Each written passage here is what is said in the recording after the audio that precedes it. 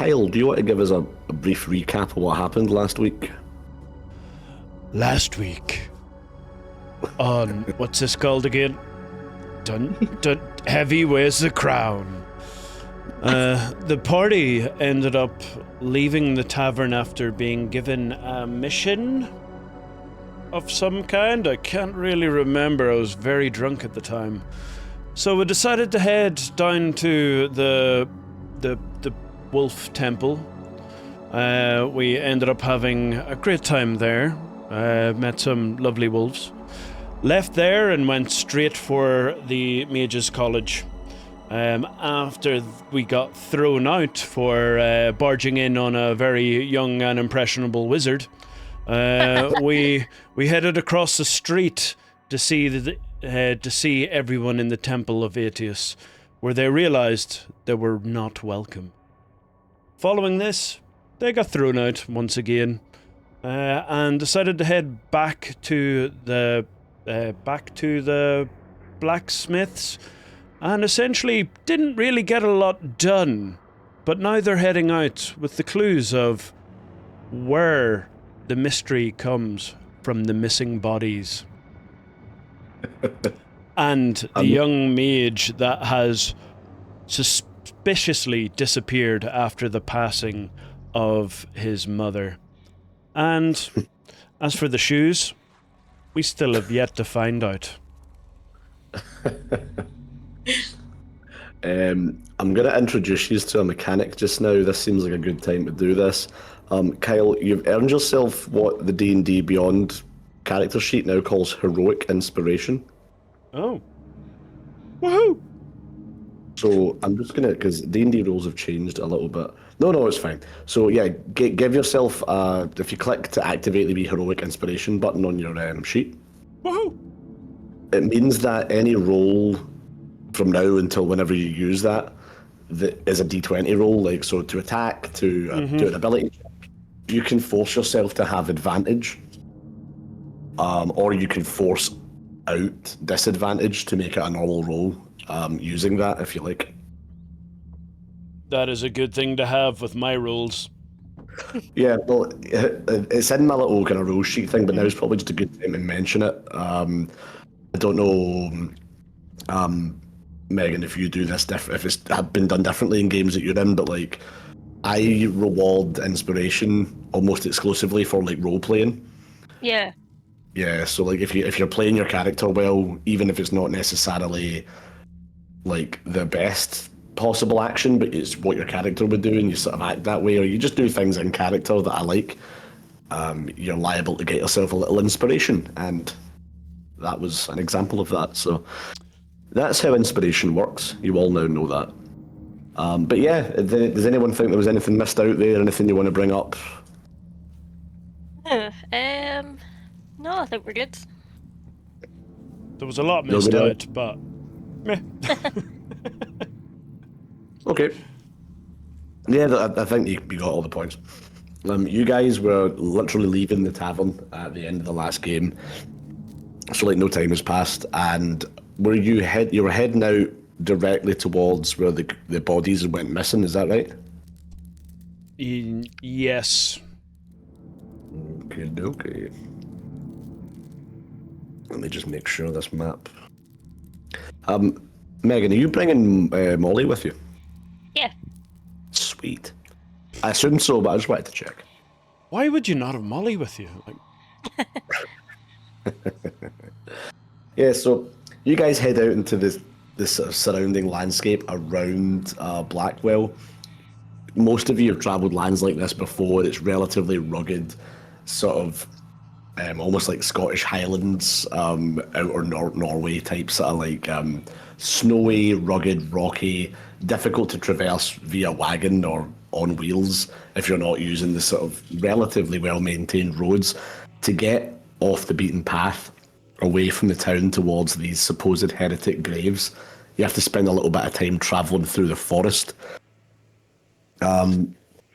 With regards to Ard, seeing as you sort of have spent a lot of time in these forests, you know there isn't really anything, not at this time of day, that you need to worry about too much nature-wise, except maybe bandits. Yep. But are you guys just sort of going overland as quick as possible to get there, or? I reckon, well, yeah. Mikhail having Molly with her, should be trying to stay hidden at the sides, but like go quickly. From Kewolf being local, do I have any knowledge of the local area that leads towards it, or is that further afield from? If you give me a survival check, please.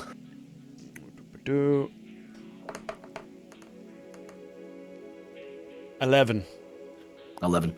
Yeah, you have a feeling that you probably did know some paths to get there, in a slightly less intoxicated state, but now it's, your memory's a bit hazy, and you sort of take the lead a few times to try and sort of pull the party in, like, oh no, this is a better way, and sort of a few times end up like knee deep in a bog, but like, you're nothing horrible happens. The journey isn't upended or anything, but you guys are kind of getting a bit concerned about K-Wolf's knowledge of the local area, despite the fact that he's apparently lived here for quite a while.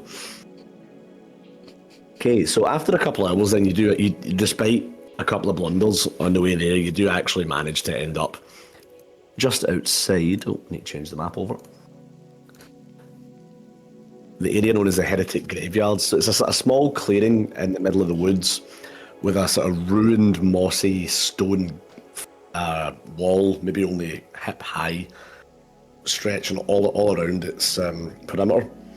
All the graves, as far as you can tell from this sort of middle distance, are coated in moss, in complete disrepair. This place almost looks abandoned, apart from...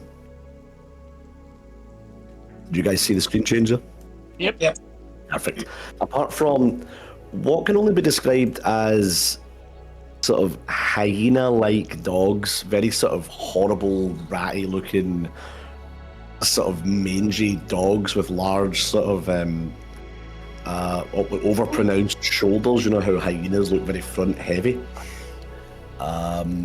Could you, Ard and K-Wolf, seeing as you're from this neck of the woods, could you give me a nature check, please? Yes, indeed. Al, if there's anything you'd like to try and do while this is happening, you're aware of these animals, that you don't know what they are, but you've seen things like this before, but they haven't seen you yet. I know on the map he's quite close, but they haven't seen you yet. Okay. Alright, I got a 9 plus 9, so 18. 18. How would Molly react to these animals? Okay, we'll do that first, because that seems like it's more pressing. Molly isn't a prey animal.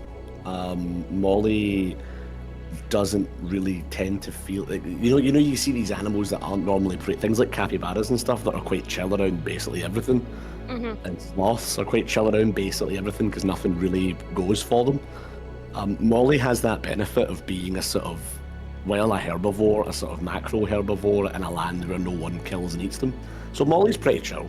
Molly sees these things and sort of doesn't take notice of them. But K-Wolf and Ard, so Ard, you got an 18, you said? Yep. And K-Wolf? I got an 8. 8. Yeah, K-Wolf, these are some weird looking dogs. Someone lost a couple of dogs you held in town a little while ago, and this, might be them. Probably isn't, but it could be. Ard, these are, to your much more, to your much sort of more nuanced knowing, these are taiga hounds. Now, taiga hounds exist out in the sort of the near Arctic wastes, heading over eastward, towards the outlands.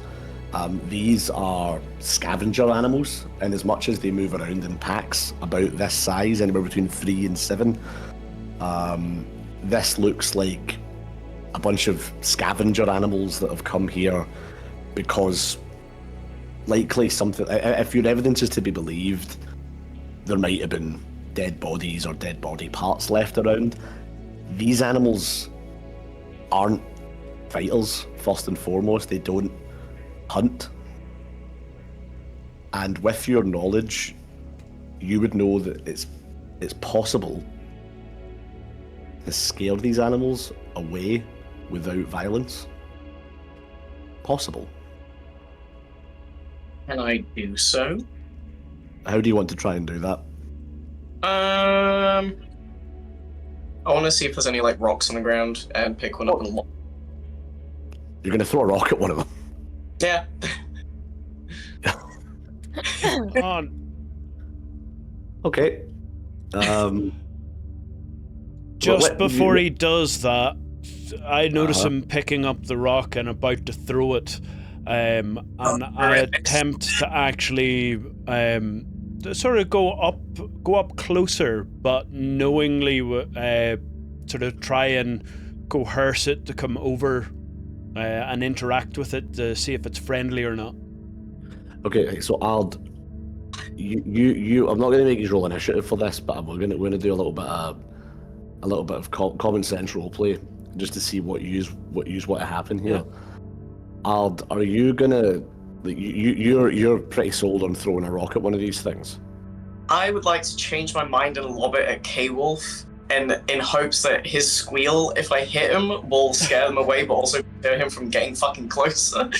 Okay, so alright, so we need to think about the order these things are happening in, right? So you're charging up to throw a rock at a dog, right? Yep. K-Wolf has attempted to stop you from doing that. Do you listen to him stopping you from doing that? No. Sorry, what was that? No. So are you going to now attempt to throw a rock at one of these dogs anyway? I want to throw it at him so bad. Started doing it. Just do it. That you can do that. That's As okay, he's intercepting me going to throw a rock. I will be like, I'm just gonna toss it at K-Wolf. throw a rock at K-Wolf instead. So you turn around and K-Wolf attempts to stop you from Okay, right. Can you roll an attack, please? Let me just see your sheet, see what you've got that's similar. See if you make a dagger attack, even though it's a rock, because it's the same stat. Okay, cool. Would I add anything to that? No, so the dagger attack would be +5, so it'd be d20 +5. I got an 18 +5. That is, that beats K-Wolf's armor class. K-Wolf, you take 1 bludgeoning damage. God damn it. How do you react to this? I just go, serves me right for trying to actually be friendly with animals rather than just throwing shit at them. You guys, K-Wolf especially, but Ard as well, are becoming quite aware that these dogs have now spotted you. Yep, nice. And as much as they aren't charging and attacking you, the largest of the dogs here does sort of take one cautious step towards you and is growling low as a sort of warning.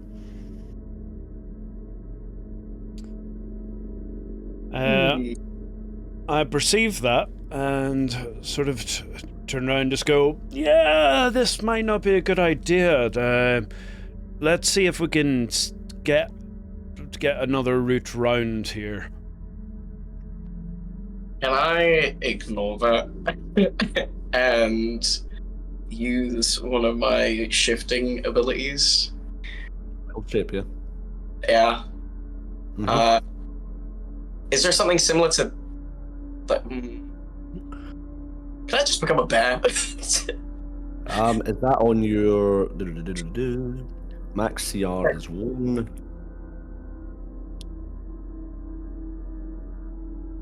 Let me just double check. What is the challenge rate? It is, yet you can become a bear. Sick. I would like to become a bear and just fucking scare them away if I can. Okay, so you're a bear. I'm going to pop you like here. Sick. You'll notice that your token is now twice the size because you're a fucking bear. So you guys, Cal and K-Wolf, have just seen your tiny goblin companion sort of shift and turn into a bear. I imagine, Cal, you've seen magic used before, probably quite a lot, but to see someone shapeshift kind of just so suddenly and so radically is quite alarming. Ard, what does your bear form look like? It's quite What's your shaggy. bear persona? Quite shaggy. More brown bear type, I guess. Okay. Um, Good move, Cal. I like him a bit. Yeah, okay. Okay, right, so you've turned into a bear. You know, you're leveraging your knowledge of the ecosystem here. Bear is a suitable choice. Give me an intimidation check with advantage, please. So it's 2 rolls, okay, right. Yes, the highest.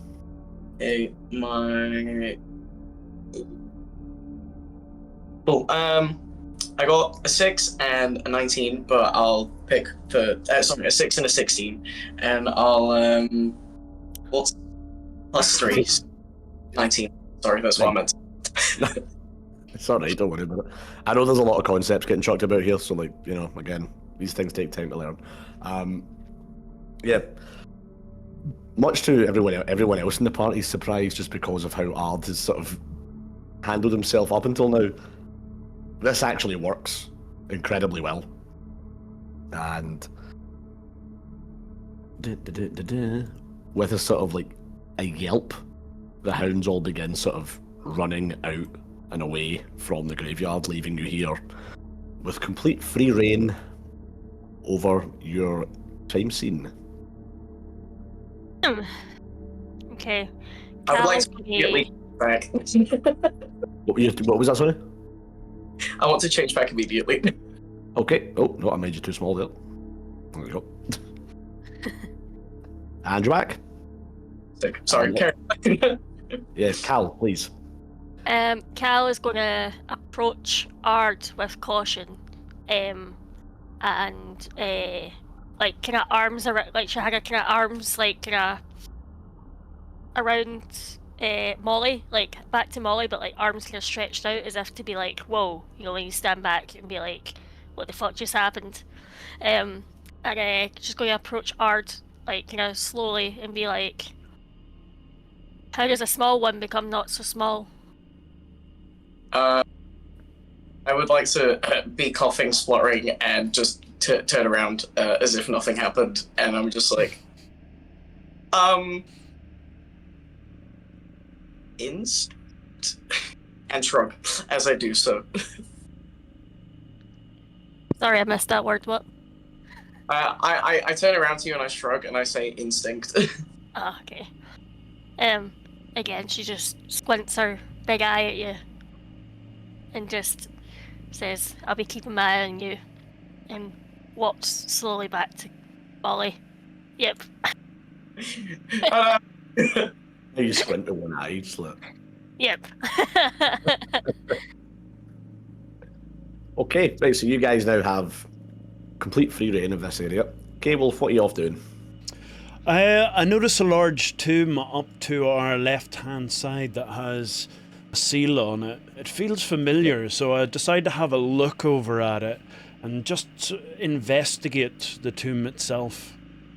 Okay, give me a history check, please. Oh, no. 13. 13. The symbol, the large sort of sigil on the top of the and decorating all around the sort of tomb that you're in front of, is the symbol of the Vale family, typed in there, who are the ruling family of Blackwell, the nearby town. This is actually the grave, likely of one of their bloodline, but you're not sure who in particular it is, and it seems a bit odd considering that the entire Vale family are not heretics, they worship atheists. So it's odd that this grave is here. Is there any way to get... Is it a tomb or is it a grave? It's a tomb. You can sort of see there is a door here. So I go up to the door and try to push it to see if it'll open. Yeah, no, it's closed. It's locked. It's locked. Locked shut. Yeah. So I shout over to the guys and go, "We've got a noble family here. I've no idea why they're in the heretics graveyard. I thought they were with Attius." Yeah, these are things that you guys, Ard and Cal, probably have no concept of, given you've never been to Blackwell before until now. Mm-hmm. But you do see again a large stone tomb with relatively unassuming sort of studded wooden door that is evidently locked.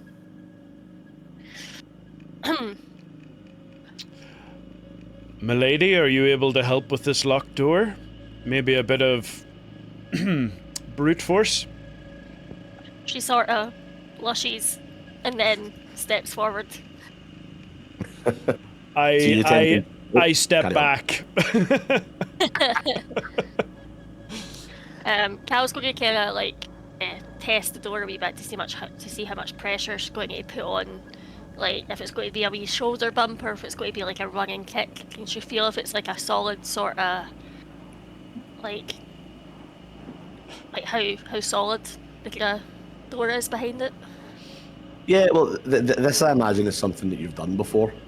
It looks like it's something you're going to have to like put the boot into and kick fairly hard to open. Okay. In that Almost case, as though it's almost like it's been blocked as well as actually locked, you know? yeah.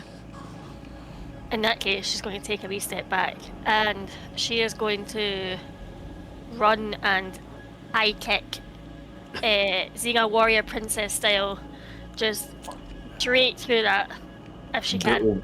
Brutal. Yeah, 100%. Roll to attack, please.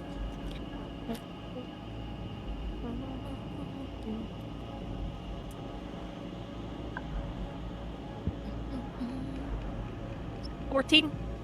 14. It is easy enough to hit the door. Can you roll damage as well? Yeah. What am I rolling for damage? Oh, just your usual unarmed attack damage. Alright, aye. 2, 4, 5.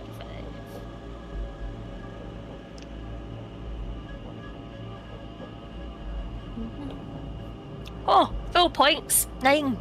Hey. Yes. You make light work of this door. As you sort of put the boot right in the center where you imagine the lock sort of connects the two sort of flaps of the studded wooden door, you hear a really satisfying clunking noise as you kick the actual mechanism clean out the back of the wooden structure. The door just sort of like groans open after that, revealing before you what appears to have been a light cave-in. Oh shit, 2 seconds guys, I've got someone at my door. Cool. To be continued.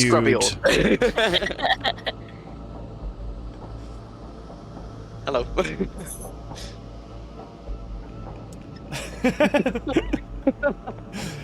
See, with this music in the background, it's almost like a timed challenge for him to get to the door and back. Oh, it is. The bus is broken, so he's having to run all the way downstairs to go get the bus.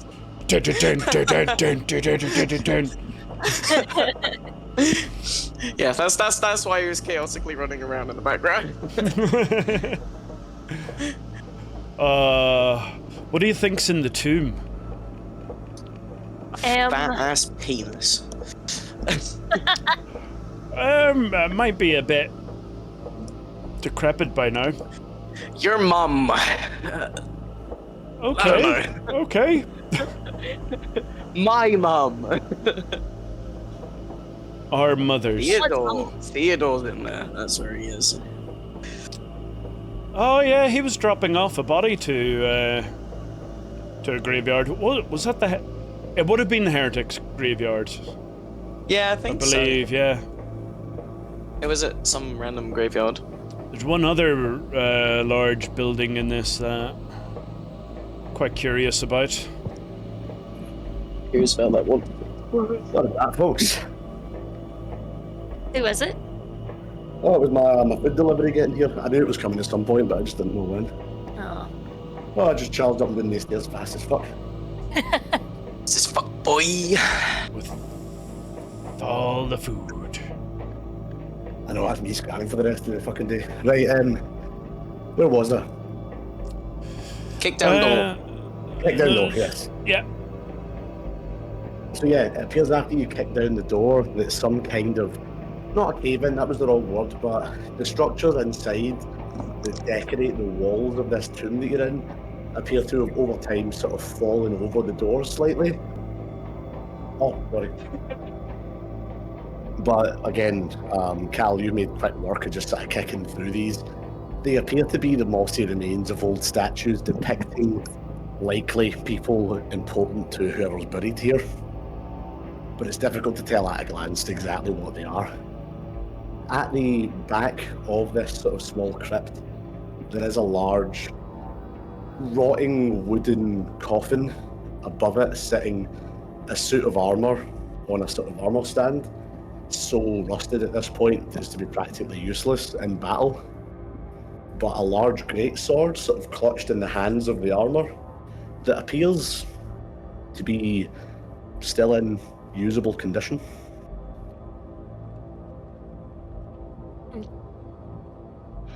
Where'd you say that was? Like right at the back? Oh, right at the back here, yeah, sorry.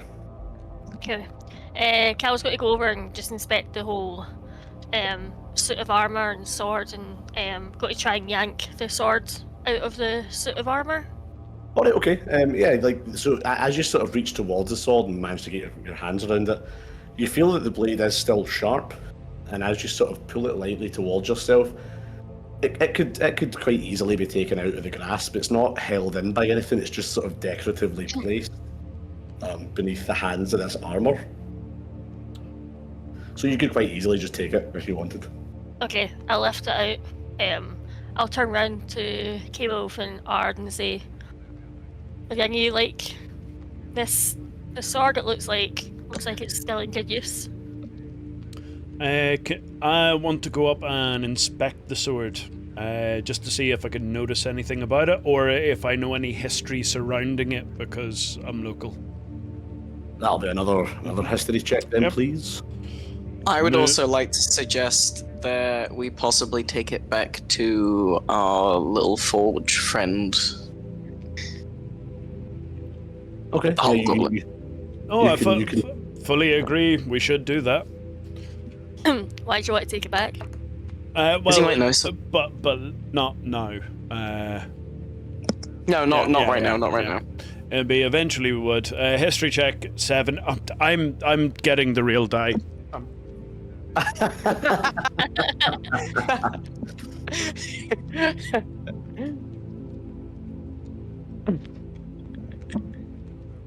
So is that a 7 all in you got there, yeah? I'm pretty sure that was the 7 you got. Oh, sorry, I didn't even have the camera open. I can't even see if he's back yet. It is Fuck's back sake. That was a 7 all in, you said, yeah? Yes. So yeah, it's definitely the sword of someone who was of some kind of office.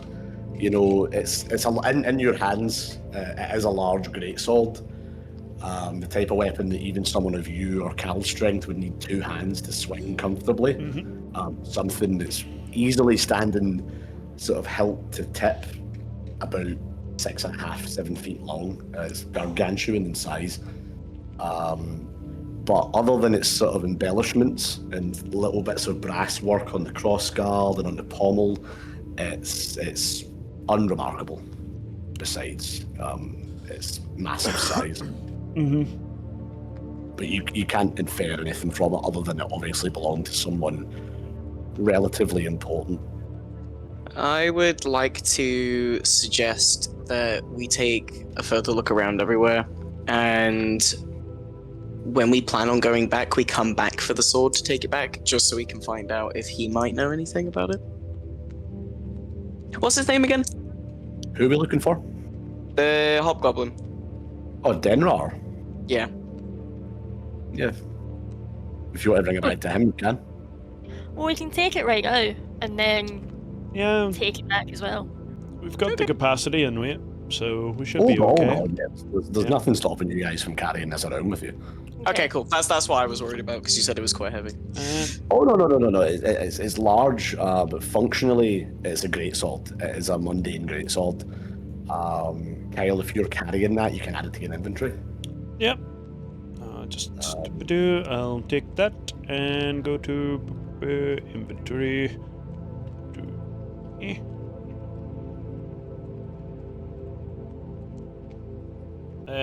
Sorry, did you say a greatsword? Great sword, yeah, just a regular great sword. There we go. Okay. So what is the plan now then, lads? You've robbed a man's grave, maybe. Adding to the pandemic that you're trying to stop.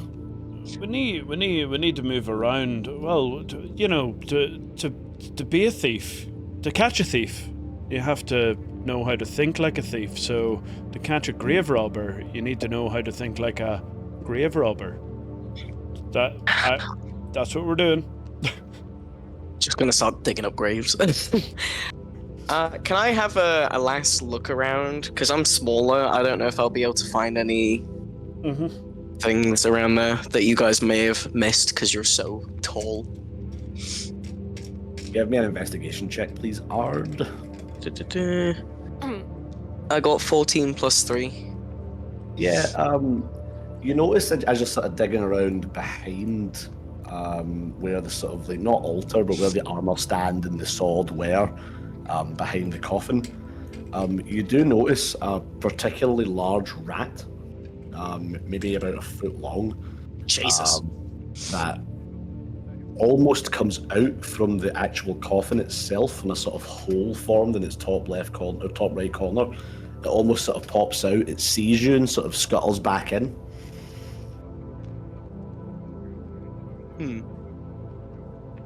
Can I try and pet the rat? Are you going to open up the actual coffin to try and pet the rat? I would like to ask Cal if she would be willing enough to open up the coffin for me to have a closer look, but not state why. Just to have a closer look. Yeah, Cal doesn't think twice about it. Just Yeah. open the coffin. It's a wooden coffin lid. Cal, as you're going to open it, you feel a little bit of resistance, but you apply like the slightest amount of pressure. Actually feel the sort of wetness of rotting wood sort of peeling away as you quite easily prise this thing open. There is the skeletal remains of presumably a human person, and inside their coffin, still sort of scuttering around, is a particularly large and quite fat rat. Are you trying to pet said rat, Ard? I would like to reach out and pet said rat. Give me an animal handling check, please. What?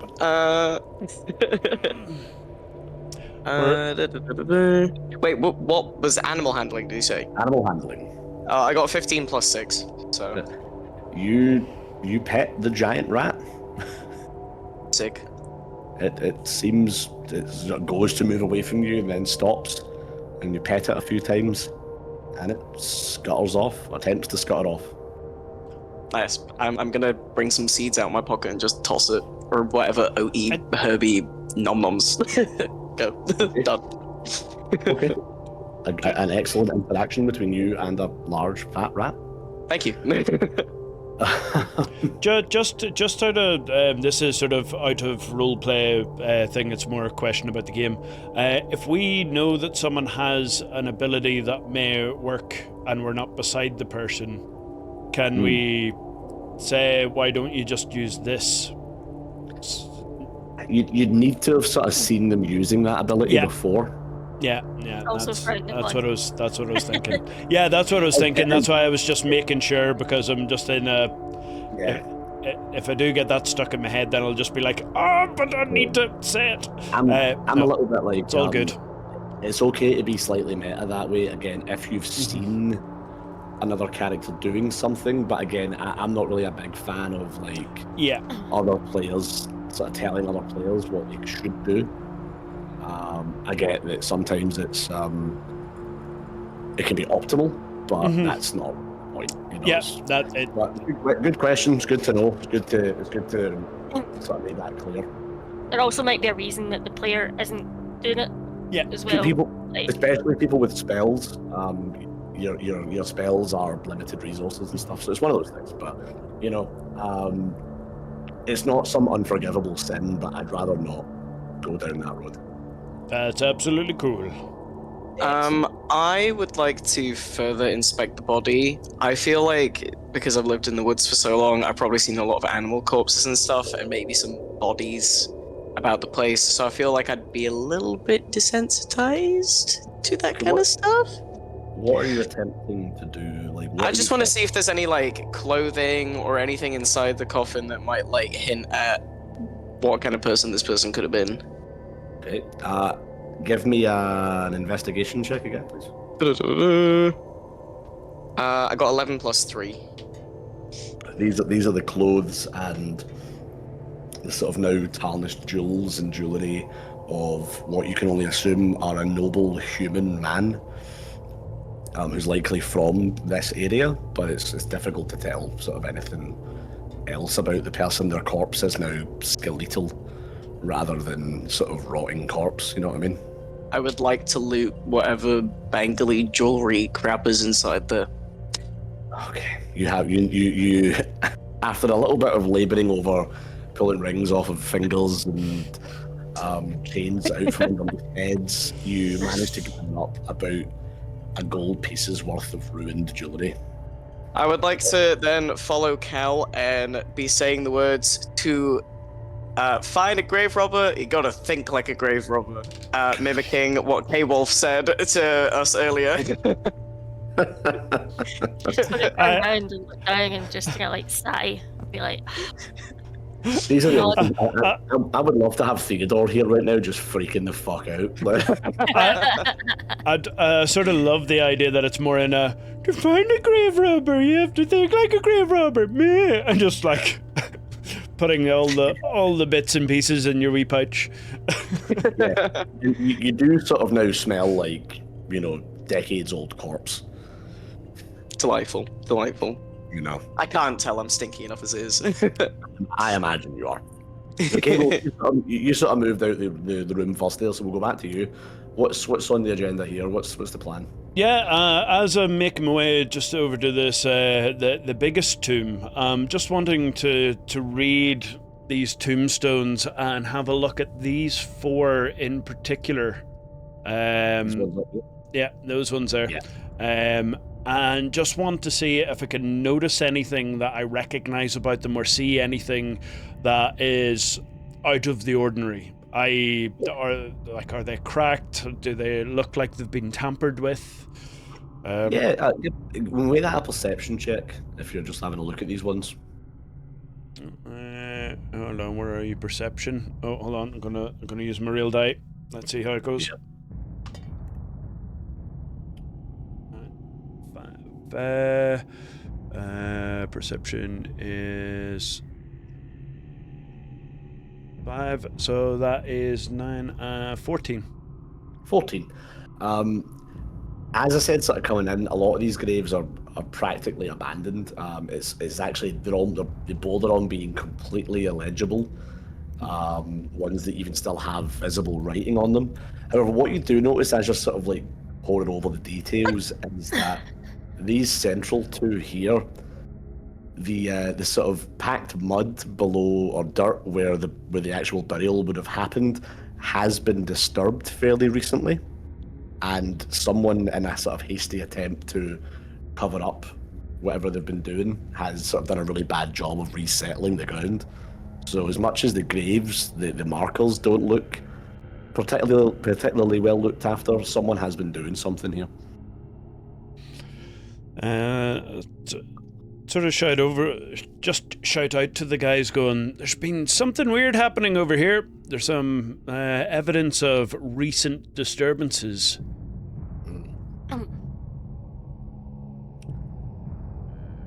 I would like to scuttle over and join K-Wolf to go have a nosy.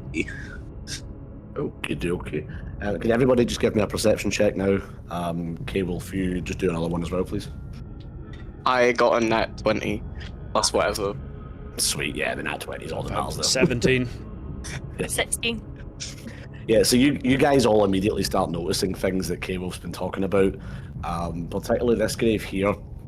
The dirt has been so quickly sort of shoveled over what you're assuming is the sort of actual grave itself that it looks as though you could easily just use your hands to push dirt out of the way and actually get to the coffin below. Ard, as you're all sort of debating this, you actually find... what is it I've described it as? Yes. You actually, as you're sort of looking at what looks like the rough shape of a coffin below this sort of loosely packed dirt, you actually see a sort of earthy coloured brown sort of knapsack, like backpack type thing. Buried just next to most of the packed in dirt. The rest of you notice this shortly afterwards, but Ard, it's already right there, right in front of you. I would like to dig this out the ground, pull it out the ground. Yeah, very easily done. Are you just turning over what's inside it, or? Yeah, I'd like to pull it out in front of everybody and start rummaging around with it. As I said, as you're sort of rummaging, as you sort of go to pull the knapsack out, you sort of disturb the dirt a little bit as well, and it becomes apparent that the wooden coffin underneath all the dirt has actually been broken open from the outside. It looks like there's nothing inside it at all. But the knapsack that you've got, Ard, as you sort of pull it out, show everybody it, and then turn it over. What you find are a selection of crude, small sort of metal tools. Most of them are only about yay big, and they're sharp, almost like little scalpels. And you find several bits of paper, sort of in various varying degrees of disrepair, which instead of having sort of writing on them in a sense that you would understand, like prose, they have various sigils and sort of strange religious iconography and things like that sort of scrawled over them all. Nothing that you can immediately, i.e. without a check, sort of investigate, but if anyone would like to, they can. Does anybody speak Elvish? No. No. No. I'd like to do an investigate further and pull back some of the dust, see what is actually what's in there or how it was disturbed. Was it cracked open? Was it done with force, or was it just the lid lift back? You sort of brush back the dirt, the rest of the dirt that's on top of this coffin. It's without a check even. It's pretty obvious that this has actually been hit from the front and broken into, as opposed to prized open. It's just been smashed open. But there is nothing inside the grave anymore.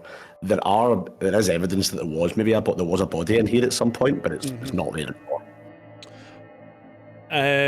Can I look to see if there's any names on the graves? To see if there's any relevancy to the graves that have been broken into? So for those two.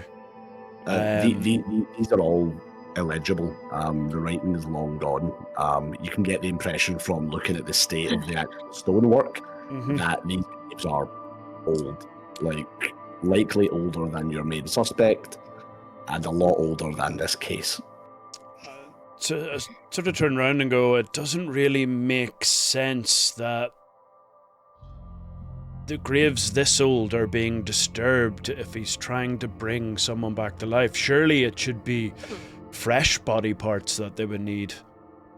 Right, so we'll go back to the investigation of the knapsack's contents. So you've got a bunch of small metal tools, and you've got a bunch of bits of paper with weird iconography and religious symbols written on them. I would like to lay all the bits of paper on the ground, flat out, see if they connect at all, see if they, if there's any relevance or order to them. There isn't in a purely, in a shape, what's the word I'm looking for? There isn't in a sense that they're all sort of connected to one another in a sort of mosaic. But there are common themes from what you can recognize, could you give me a religion or an arcana check, whichever you prefer? I'll do Arcana because it's +7, so... Okay, yep, that's the perfect reason. Like, just whatever one you like. I got a 6 +7, so... 13. You got a 6, 7.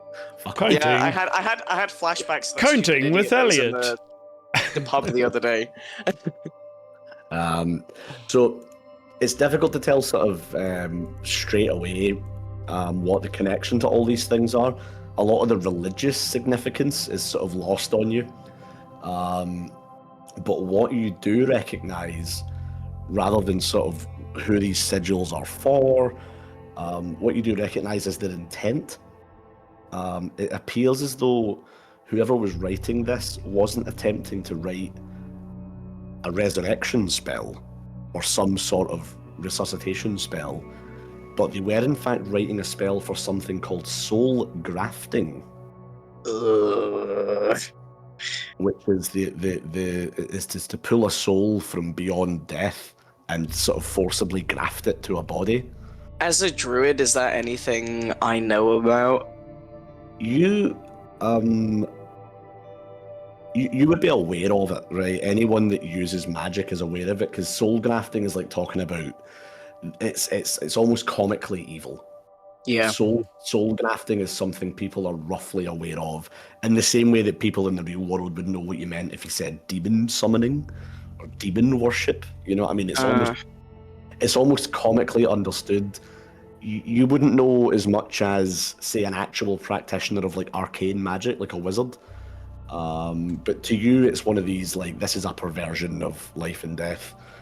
So I kind of shiver and pull back from them, like clutching the tools that I have in my hands, because I'm assuming they're in my hands because I pulled them out of the bag.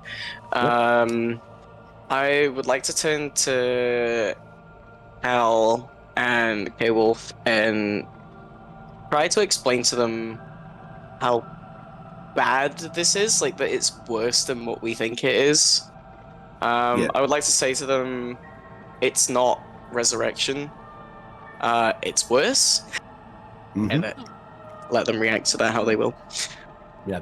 So, like, in an instance like this, just again to sort of give you a little bit of like bookkeeping advice. When I give you a big kind of lore dump like that, or a big bit of information like that, if you're going to share it with the rest of the party, don't feel pressured to sort of repeat everything, unless you're attempting to doctor the information. So, like, I gave you all that information there earlier. Are you just sort of sharing that with the party? Not every specific detail, but just give them a brief summary so they understand, because obviously, like, magic is hard to understand for some other races and such, so... Yeah. You've seen nothing that suggests that anyone that you're in a party with is like a serious magic user like you are. Yeah. So yeah, but you give them the cliff notes. This is drafting and it is potentially bad. What do you guys want to do with that information? You haven't really got enough to go on, except that this is what these arcane scribblings point towards.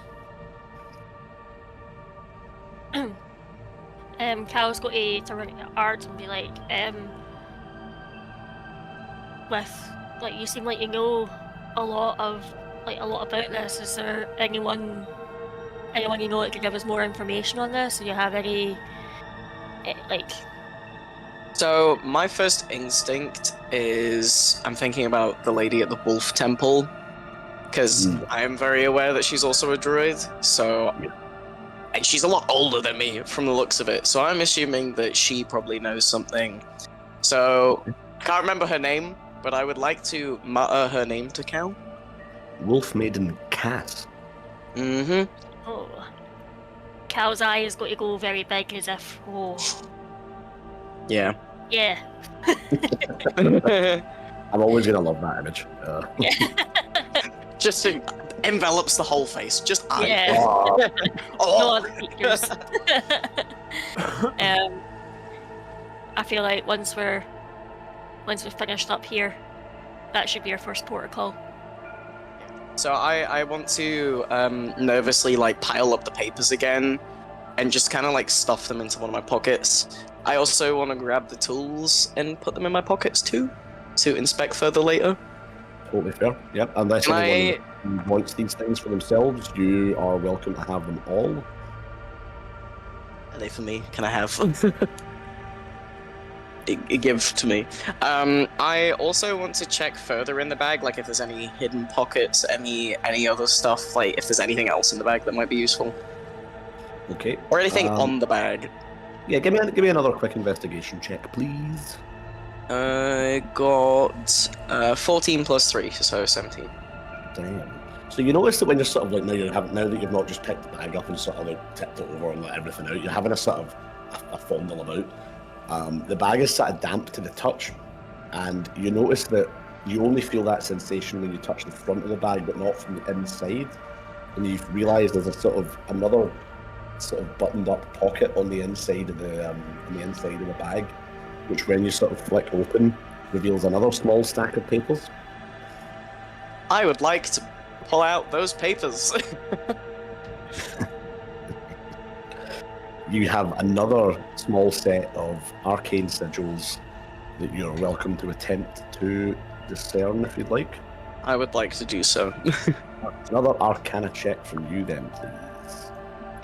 I have an 11 plus 7, so 18. 11 plus 7. So it's difficult to tell what language this is in. You don't recognise it.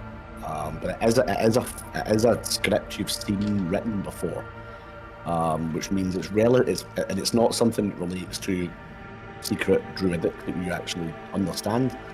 But it looks relatively modern. You do manage to figure out a couple of things just from looking at the shape and the sort of cadence of this weird sigil and the words written around it. And it appears as though there's a figure mentioned that roughly translates to Abalot. I'm going to take that as well. Also, there's a picture of Cal. So you do recognise a name sort of amongst all of the sort of arcane gibberish, which is Abalot.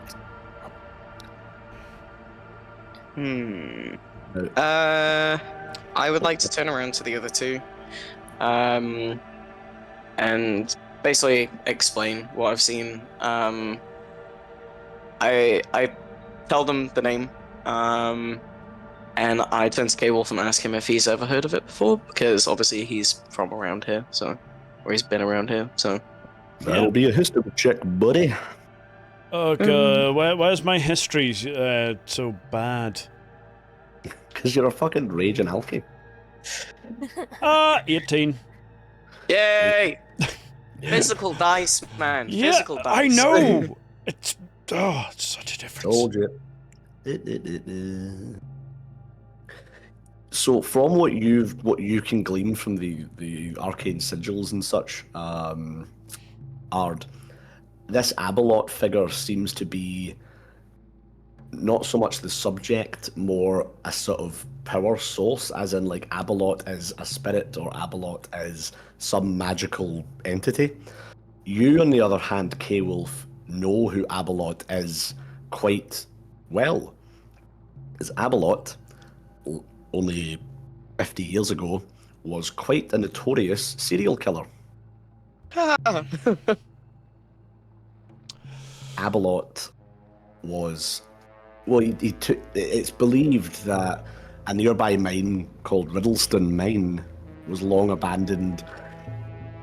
The headline was that it was abandoned because it wasn't viable. However, it's largely believed that this Abalot killed quite a lot of people there, and when it was uncovered, the mine was shut.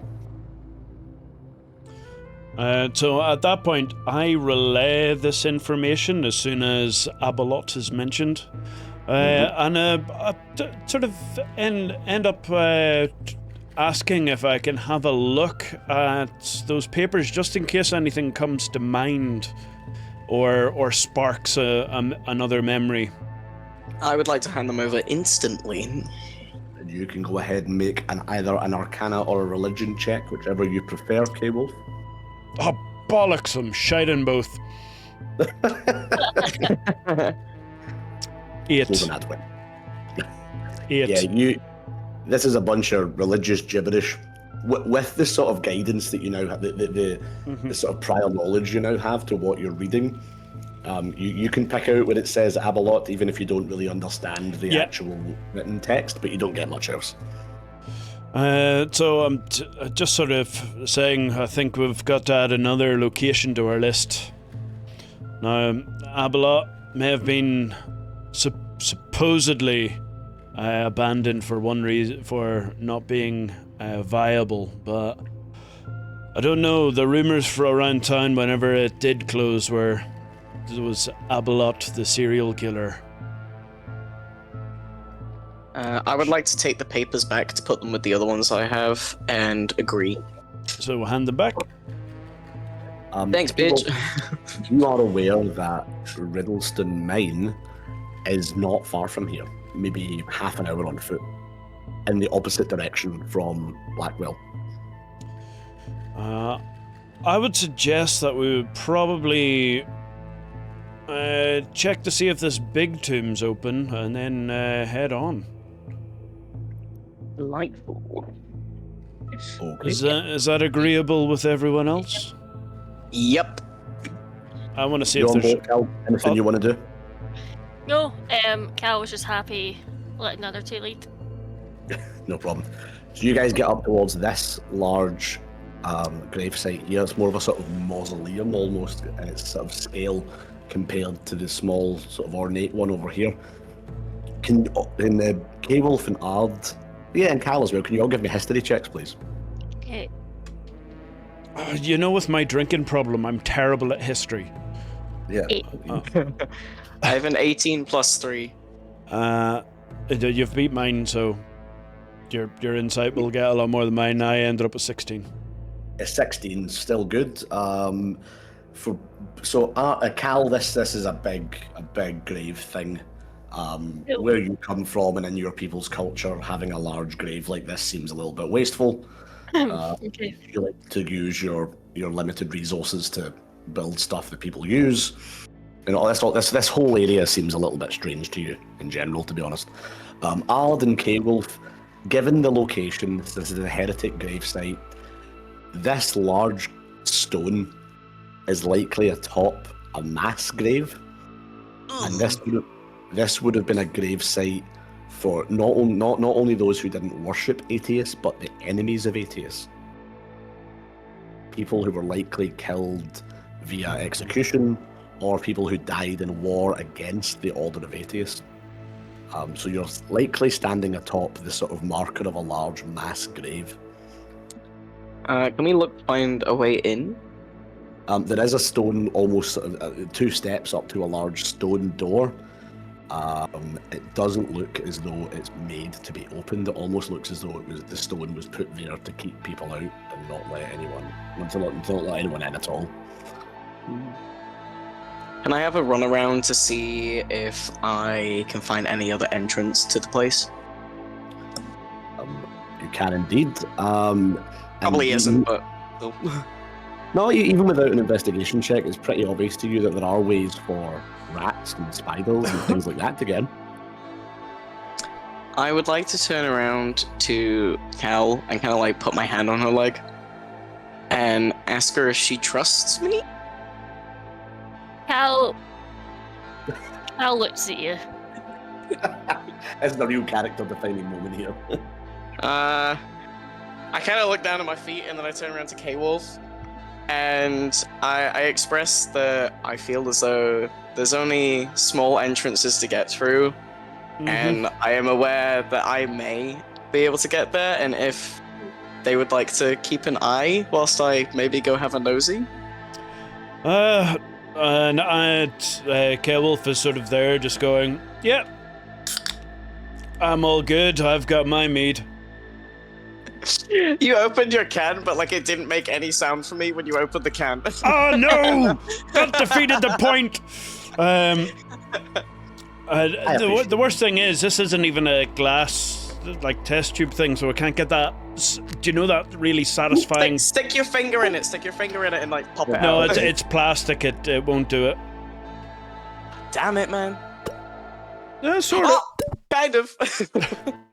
Good enough. Plugging down the okay. mead. Keeping an eye out. I basically explained to them if they want to go around and have a nosy at other stuff, that's fair enough, but just so someone can keep like a brief eye. And I would like to scuttle off to the bushes that are kind of around the back. Yeah. Yeah. And I would like to. Did you say it was rats, spiders? Anything like that, yeah. I would like to turn into like some sort of small mouse, because it's kind of in between sizes. So how many wild shapes have you used already? Because you had one at the start of this game, and you had one. Oh, can I change my mind? Yeah, of course. I mean, you don't have Okay. enough shapes to do that. So Delightful. Can I send my little weasel dude down though? you can, and yeah, that There you go. and even in your in-character mind is the safer and more cost-effective option. Yeah, because he's not on the map. My brain just went, "Oh, he's not here." Yeah. So, just as an aside here, because I realise you haven't been doing this, and we need to do it. See when you use your wild shape, Elliot. See if you go into Yep. features and traits on your character sheet and just click the little buttons that say uses. Mm-hmm.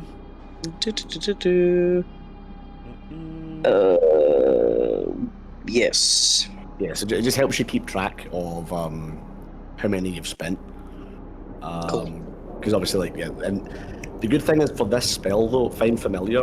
If you look at it in your spell list, it has the ritual tag, the wee R with a book. Cool. Yep. So you can actually cast this without spending any resources, so long as you're out of combat and you have a couple of minutes. Cool. Okay. So you can summon your little guy. I summoned my boy.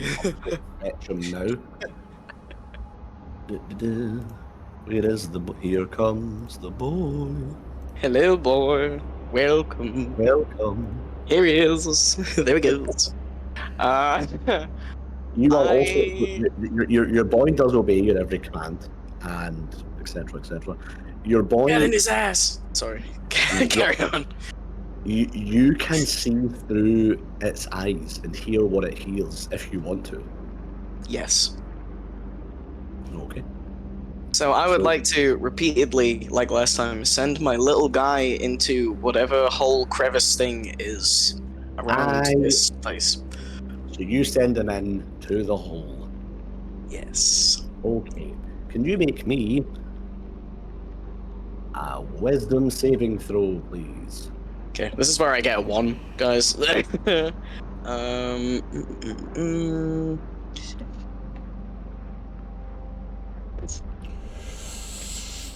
I get anything added to it?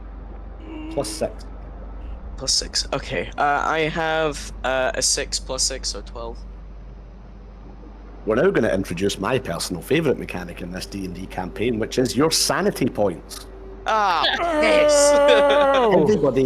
Everybody has 10 sanity points. You always have 10 sanity points, okay? That's the maximum you can have. You have to keep track of this yourselves. Put it on your character sheet, put it wherever you like, I don't care.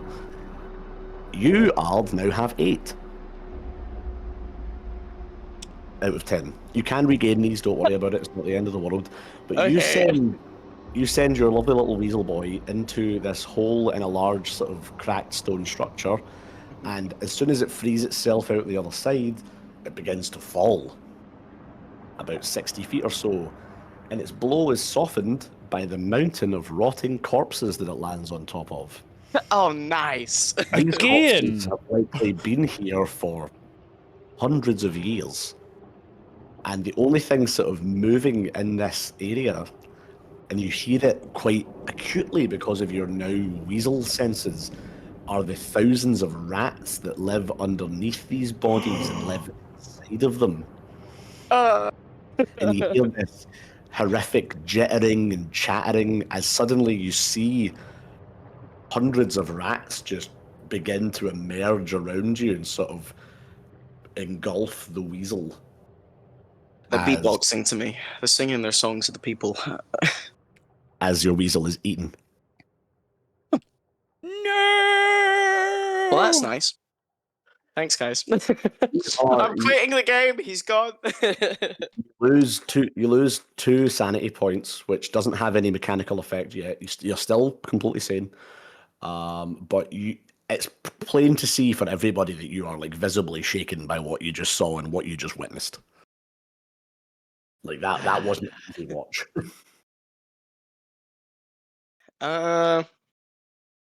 Okay. So he's not like gone, obviously. Am I No, able no, to- no, no, no. Can I resummon him? Of course you can. Okay, I would like to resummon him. Bloop.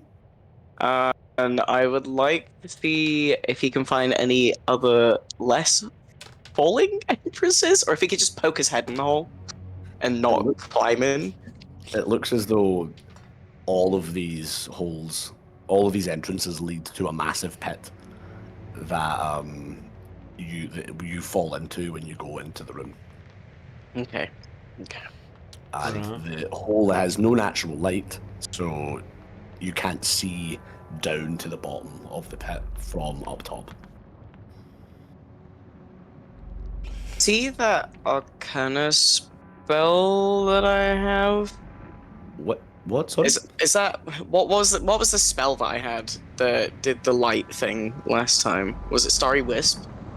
Yeah. So Does that emit light? It does. On a hit, the target takes 1d8 radiant damage until the end of your turn. It emits dim light in a 10-foot radius. Yeah, it does. How far down do you say the hole was? 60 feet. I would like to drop my Weasel Boy down in there again and cast Starry Wisp as he hits the bottom.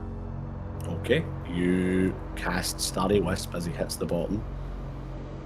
Are you looking through his eyes again? Yeah. Okay. Can you make another wisdom saving throw, please? Fuck! +6, did you say? Yes. Okay, I have a 13 +6. Okay, this time you don't lose any sanity points, but you now Thank watch. fuck. You now watch in dim light as your weasel hits the giant mountain of corpses and is immediately set upon by hundreds of Just rats, eaten again. torn apart. And Do you see anything besides that? it is a that it? mountain of corpses underneath the ground. Okay. You have about like a second and a half when you land to look around. Your weasel doesn't have dark vision, so it can only see the 10 feet of dim light around it. So it lands and it gets to see all the rats appear and go, oh, nice. And Snack. yeah. Okay. Obviously, the weasel isn't a corporeal being, so they just sort of lunge through it and it dies. But like, Okay. So I fall back from this. I'm like stunned, shocked, sad. My Weasel Boy died. I know he's still there, but he died. And I would basically just like to tell them it is horrible. There is bodies. There is nothing I can see that's down there. Nothing of use. okay, well, if that checks out to you, it sounds like what you thought it was. Yep. I think for the moment, this is a lost cause. Yeah, I To think we investigate this tomb. Let's head over and check out the mine. Yeah. Heading for the mine. Yeah. Mine. I try to think of like a mine-related song now, but This is where it becomes Minecraft. Just start singing like some Minecraft rip-off parody songs. It's just you just start playing Men at Work. excellent. Right, if we all just stop dooting around for a wee second so I can cough these all. That's plagiarism. Ah, get up. I made these tokens. I can do what I want. I'm gonna grab a wee can. I'll be 2 6. Hey, what is? Ah, I like your can-do attitude.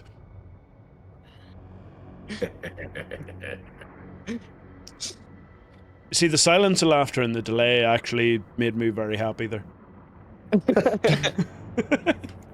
It's the awful silence. Just like when you opened your can. I'm happy, and that's all that matters. Not for long. Not two. Don't infer anything from the titles of tracks, by the way. I'm just putting on edgier music for going into the mine. Don't call me baby. Is that what? Hey, I just met you. It's crazy. Here's my weasel. I was thinking the early 90s. Don't call me baby, 'cause I'm in love with you. That's fair. That is also a very fair shout. Sound shout there. Yeah, I have to agree. So I'll wait till Megatron is back in the room. I'm changing my lighting to scary. Yes, get the spooky lighting on. Ba-da-ba-ba. Dun dun dun. I'm quite liking the full square screen things on the stream recording today. Yeah. Pretty delectable. Delightful. Gives room to add more. I think it's Elliot, me and Kyle were talking about, like, again, streaming this at some point potentially. And the idea was, instead of having us as like we are right now, as visible people, we could have us all that. cut out. But you could also have the characters that you draw just Yeah. as little people for us. Oh, sick! Yeah, I can do that. So there's an actual thing. There's a plugin that you can get that each time that you talk, the character just moves. So it's voice activated, just to animate as you speak. Oh, that's cool. So we can do it Pretty either via Discord or via OBS itself, and then or we can do video if you'd prefer to do video. Just depends what you're more into. It means people who don't want to share their video, they can use the animated thing. Anyone who does want to share, then they can use the other one. What the fuck just popped up there? God, that is terrifying! What the fuck, Meg? I just seen a little like dark character pop up and was like, "What the fuck?" Yeah, my room's actually a lot brighter than this. I don't know why it looks like I'm sitting in the dark.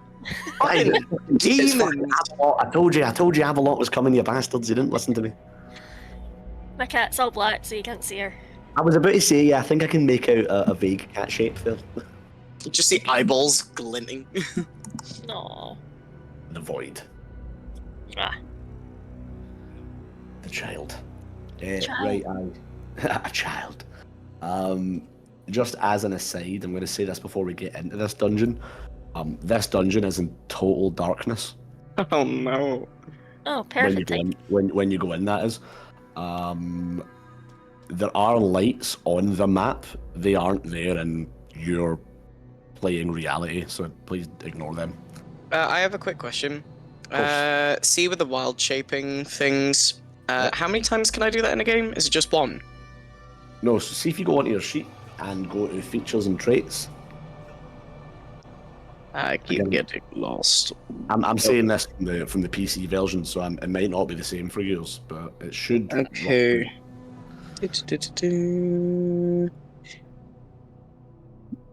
Wild shape. Okay. Wild shape, one bonus action uses, and it's got 2 wee buttons next to it. Oh. Yeah. Okay, See so that? I get 2. Right. Yeah, and you've used both of them. Have I? Yes. You had I turned only into turned a ballet at the start of this game, but then during the last game you turned into something and went into the... Yeah, because we hadn't slept in between. Yeah, Okay. we haven't had a long rest yet. Piss! Ah, that would have been so useful to keep it for this. This is also a good point just to bring up those of you that have spells that use spell slots. See if you go into your spells list. Yep. You'll see a bunch of little buttons at like first level. Elliot, you've got second level as well. Every time you use one of those spells, you have to click one of these buttons just to show that you've expended that slot. Cantrips don't use slots. You can just use a cantrip whenever the fuck you want. Yeah. So we're dead in the dark. So my guy just not right away. I've actually just realised that I've not done something yet, so Steve, you just give me 2 wee seconds. I need to go through and help Elliot with his spells. Oh, that's I cool. was about to say something as well. I'll take you 2 seconds. As a goblin, do I not have dark vision for up to like 60 feet or something like that? You do. Okay, cool. That's all I needed to know.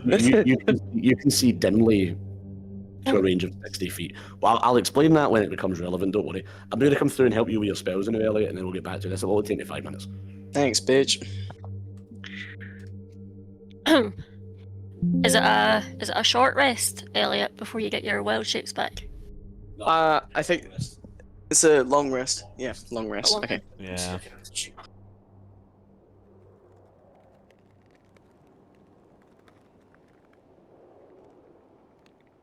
Up this, and filters, and don't mind me. I'm half distracted. So if I end up doing anything, if I have a sort of weird, sort of like too focused in on something face, then it's that.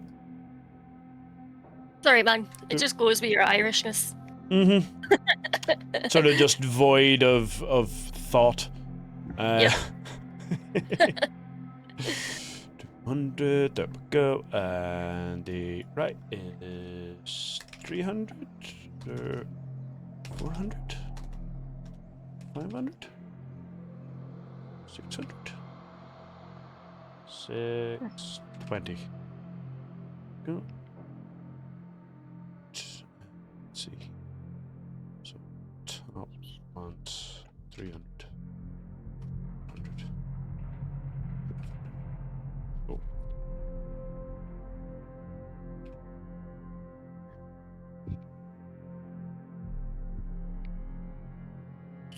After 400. I am. Oh, sorry about that, folks. Right. So you were heading towards Riddleston Mine. So as you sort of start heading sort of northeast of where you are just now in the graveyard, K-Wolf, you know the rough direction that you're going in. Yep. You do eventually come across some sheer kind of mountain, like sort of large rocky hills rather than mountains, and you know you're heading in the right direction. It is starting to get slightly late. Maybe about 6 p.m. in the north. It's starting to get dark and quite cold. Nothing you guys can't handle, but be aware that it is starting to get a little bit inhospitable as you approach. Oh, we whistle there. As you approach the mouth of the mine. Ooh. Got the man. Now, Ard, bear with me a wee second here. Grrr. Oh, that's the wrong level. Doop, doop, doop, doop. Reveal area. You could probably see about that far in. Again, there are torches on this map, just ignore them.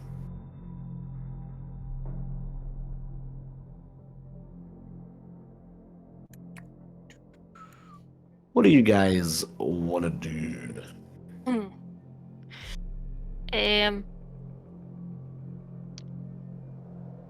I will turn around to Molly. Yep. Molly is. What's Molly like in cold weather? Is she Totally fine. Absolutely fine. okay? You come from an arid sort of desert land, but like this cow is densely packed with fur and quite heavy fur, so Molly will be fine. Okay. I give her a wee like nose rub. And I'm just like, if any danger occurs, you just get yourself to safety. And I give her a wee pat on the head. I'm assuming like, are we that close that if Molly's in any sort of danger, will I get like a sense? You're confident you would. Yeah, absolutely. Okay. Okay. Molly, this breed of animal, these Nkomo, are normally quite stoic and don't make a whole lot of noise. But you have heard Molly sort of let a big moo out before, and it's deafeningly loud. If Molly was in any real peril, you're very confident you would hear about it. Okay. Okay. In that case, I just kind of like, yeah, let Molly do her thing at the side safely, and I can usher everyone else. Are we ready to head in? I'm all good to go. Yeah. Yeah. I'm just You gonna look up guys- and nod. You guys would be aware, obviously, that you'd probably be aware just from rumours that goblins can see in the dark. K-Wolf and Cal, you're both currently walking into jet darkness. I would like to scuttle in front of them. I want to shout to Ard. Can you see anything that's combustible? Are there any torches in there? Can I do a check to see? you guys all likely have torches as I part was of going to say, the surely adventure pack things that you take at the start of the game. Oh, I was going to use one of my cantrips to light any torches in the immediate area. I can light or extinguish something. Right, yeah. So there's nothing that you can see that would be able Cool. to light that's on the walls, but you do have torches of your own. Then I take the action to light a torch. Cool. You can now also see the same things as Ard. Yeah. So like, Ard, don't look this way whilst I light this. Your eyes are going to have to get used to it. Yeah. I start hissing and dying. Like, you do get a little bit of that, like, sudden bright light. You've just woken up from a good snooze with someone opening the blinds, but like, you're fine. As the sort of grisly surroundings are revealed before you, this is clearly a hastily abandoned mine. You notice that a lot of the tracks and stuff that are still on the ground, the minecart tracks, are intact and they could have been picked up and used again, but these ones have just been completely abandoned, almost like the mine was shuttered very suddenly. hastily evacuated. Yes. Cal is also going to just light her torch just off of K-Wolf's, just to give extra bit of light. No worries, yeah. So you can now all see about the same distance. Cool. So I want to head north here just to... Oh, hold on. Something else is revealed there. So at this point, I'm sort of just going, why are we all heading in different directions? We should... Hold on. Right, little bit of groundkeeping here. Sorry for dungeons and stuff. See, if we're in a dynamic lighting zone where I'm sort of revealing and putting stuff away, just let's all move calm down. Let's all move very deliberately here. So you were up here. Yeah. You guys were here. So yeah, we try and keep the moving as deliberate as possible as I'm revealing areas. Otherwise, I'll be revealing one thing and you'll be off around the corner, and it becomes a whole mess. Yeah. So as you guys head to the points you're at just now, sort of Cable, if you head off northward, Cal and Ard, you've sort of moved in slightly. Cal and Ard, can you both give me perception checks, please? Yes. 18. Oh shit. I've got a 4 + 4, so 8. Do you see what looks like a sort of... Oh, I'm on the wrong layer. Sorry, guys. You see what looks like a relatively new and horribly, grotesquely sort of damaged human body on the ground. Oh, nice. Oh no. And as you go to investigate this, what looks like a long dead body, Cal, you sort of put a hand out as this thing sort of pokes to life, sort of like on the ground, sort of begins spluttering and reaching towards you, and begins to attempt to stand up. Can everybody please roll me some sweet initiatives, please? Way. Oh, good God. 5. Wait. Wait, with my +2, is that adding +2 initiative? If Yeah, I have yeah. +2, so that is 18. What do I find initiative? Oh, +3. I got 15 + 3, so 18. So you should be able to add it yourselves in the turn order there. That might be Elliot, that might be hard for you. What did you get again? Sorry. 18. 18. K-Wolf, can you add yours in the turn order there? Where is here? Yeah, little window. The little window. Pause for 2 seconds. Hold on. Oh, that's fine. You got an 18 as well, K-Wolf. Yep. It was 16 with +2 initiative. Yep, sweet, not a problem. I just have a couple of extra. Oh, there. That turn window, right? I was. I'm back. Sorry. No worries, man. Don't worry about it. These things, we need to learn these things. Combat's always a little bit fiddly in D&D, so don't worry too much. Right. In 3 sessions, we've only had one. Exactly. It's a pretty decent ratio, to be honest with you. Oh, fuck. Oh, no, that's not good for us. Oh, no, it's not. Well, you did artfully avoid a combat in this game, so it's only right that you now suffer the consequences for that. Numerically descending. I just need to get a couple of monster shoots up.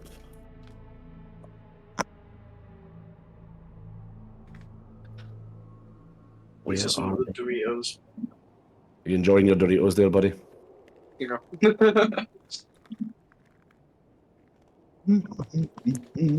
My stress Doritos. Stretch them. You're gonna need them. I fucking love Doritos. Chili heat should get wave. Dorito. Yeah. I have the tangy cheese. You can't really see in this light. Oh, it's because your lighting is red that it just looks like the chili heat wave ones. I really want chili heat wave now. Cannot blame you. I need them to comfort me in this trying time.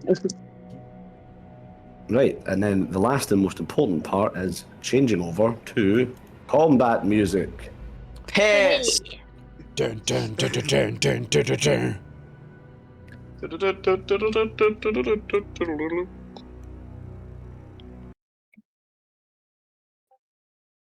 Eldritch Nightmare, fantasy combat music. Oh no.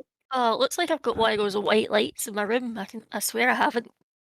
I swear I haven't. I swear. Lies and deceit. I didn't have it. Horrible.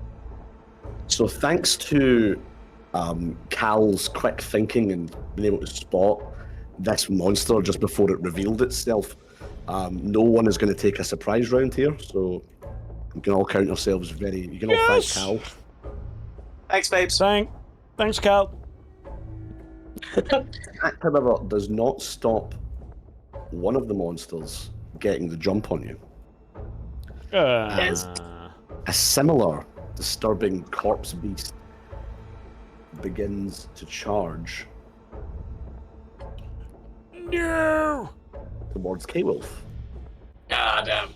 Just as you're sort of forging forward, you hear Cal shout to alert you that something's going on, and this beast begins sort of like a sort of guttural zombie-like screeching as it runs towards you and enters combat. It is going to attack you with a slam. Does 15 hit? My armor class is 15, yes. If it meets it, it beats it, I'm afraid. Yep. So you take 5 plus 5, 10 bludgeoning damage. You son of a As it sort of bitch. runs into you and just sort of slams its body into you. You notice when it's now that it's this close to you, sort of holding your torch away from it, defending yourself, that its skin, it almost looks as though this is an amalgamation of several other humanoid people that have been sort of stitched and stapled together. You can see in its sort of face that there isn't any sentient life in its eyes. It is just a sort of gurgling mess as it sort of tries to strike you. And we move to your turn, K-Wolf. So I'm going to take the greatsword and aim to lop off the legs. Okay. Just so I can do that, and if I have any action after that, to move down to regroup with Cal and Ard. So Okay, so you'll be rolling to attack first. Bear in mind, just as a heads up, if you are using a greatsword, two-handed weapon, you'll be dropping your torch on the ground, which is free. You can just drop it. It's totally fine. But yeah, okay. So that is 10 attack with. I've got. Hold on. How is that for that? And so 10 rolls. Does that hit? Was it 10 plus anything, or was that just 10 all in? Oh, 10 rolls all in. What do I add to that strength? Oh yeah, so you see your greatsword attack. Yeah. There's a plus 5 next to There's it. a plus 5 on it, yeah. So it'd be 15. 10 plus 5, 15. Yeah, you hit easily. Just roll the damage. And then it's a D6 for this one, isn't it?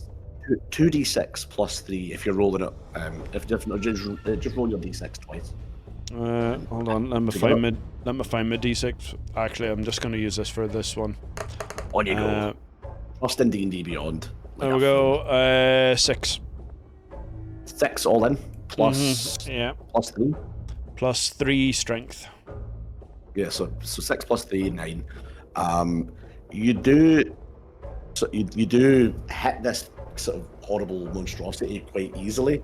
It doesn't seem to have any sort of real awareness of its surroundings, so you do drive this sword quite deep into its sort of amalgamated flesh.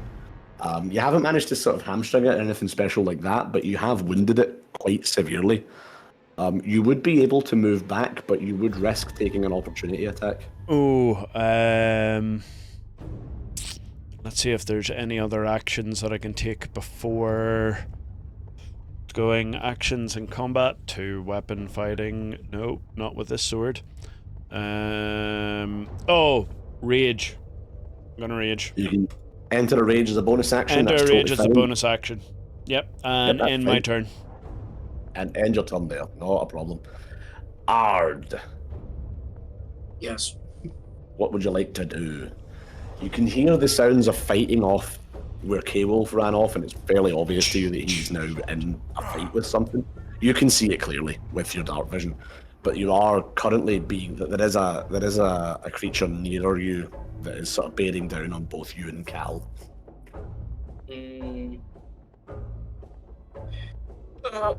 I would like to run at it with my dagger and try and get a... You're going to try and stab this creature with your dagger. Yeah. Probably a bad idea. Anyways. You can run up to it and attempt to stab it. I have... What would I be adding to that? So when you're rolling your dagger attack, there'll be a plus. It'll be on your character sheet. There'll be a plus, whatever your proficiency is, plus your dexterity or your strength. Again, on your character sheet, plus 5. Cool. So I got 14 plus 5, so 19. That hits. Just roll the damage there. 13. What? Dice? What dice do I roll for that? What? 1d4 plus 3. That's Oh, what it is. I'm It's like, still... it's on your character sheet. I got a 2 plus whatever there's. Plus 3. Yeah, there you go. Okay, right. You run up to the guy, again, just on roll 20, just position yourself, and you stab him for 5 damage. I just sort of run past Cal, dagger up high, and sort of jab it into this creature's sort of upper thigh, stomach. You get the same impression that K-Wolf's getting right now, that these are sort of horrible amalgamations rather than natural beings. Something horrible's happened to these guys. Anything else you want to do on your turn, bonus actions wise? Where do I find my bonus action? So if you go to the actions tab and scroll down, there'll be a bit that says bonus actions. Can I use nimble escape? You can. Are you trying to disengage so you don't get hit? Yeah. Okay, so you can disengage and you can still move another 3 squares. Okay. 4 squares, sorry. Do you say 4 squares? 4, yeah, because you started here. So you went 1, 2, 3. Oh no, 3, sorry. Because you went 1. Oh yeah, you can move back there. Is that you? Yeah, that's me. Excellent.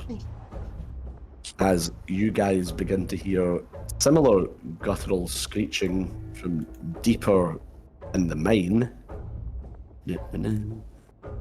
goes on to another turn.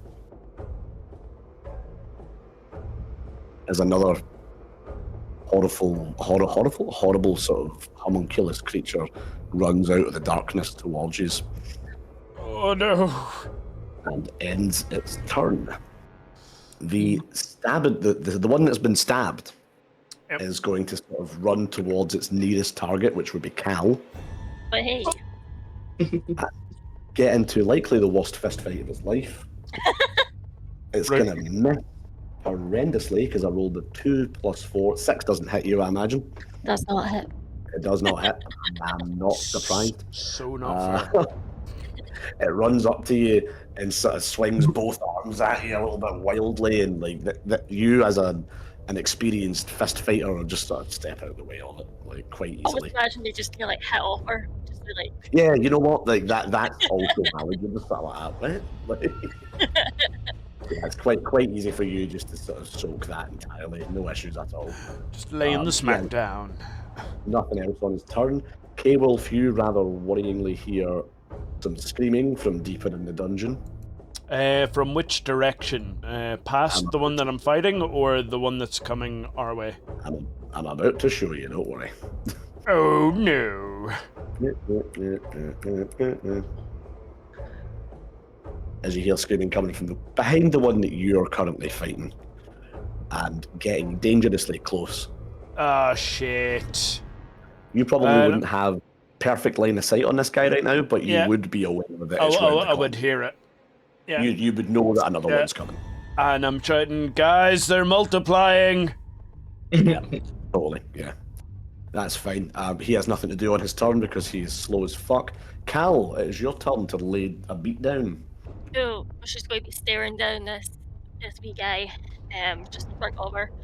And she's going to just go, drop the torch, and as she drops the torch, just swings unarmed strike, just punch, just in one movement drops the torch and punches this thing, just wearing a jaw. No worries. Roll attack. It was in 19 plus 7, so yeah.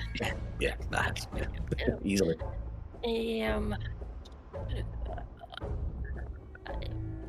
7 altogether. 7 damage altogether. And as a bonus, she's going to do flurry of blows, use my archive points, because she wants to treat, what's this? Yeah, party flurry of blows. She's able to examine the creature. Yeah. In a way of a cobalt sword. They see its weaknesses, all the. Okay. We are using analyze creature reaction. No, not reaction. Sorry, analyze creature thing. Yeah, it's extract aspects. Oh, extract aspect. Right. Okay, I can see that. Yeah, got that there. When you hit with a creature, okay. Fire blows, you can analyze it. Whenever I can analyze the creature message, then if it misses me, I can immediately use the reaction. But just want to analyze it first.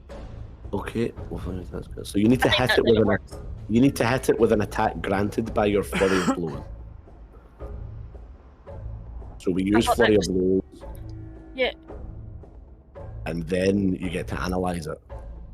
Yeah. So I need to hit. I get it. It just has to hit. Right. Okay. Yeah. 100%. I rolled 2 14s. 2 14. It does hit. Don't worry. You have hit. Yeah. Roll damage.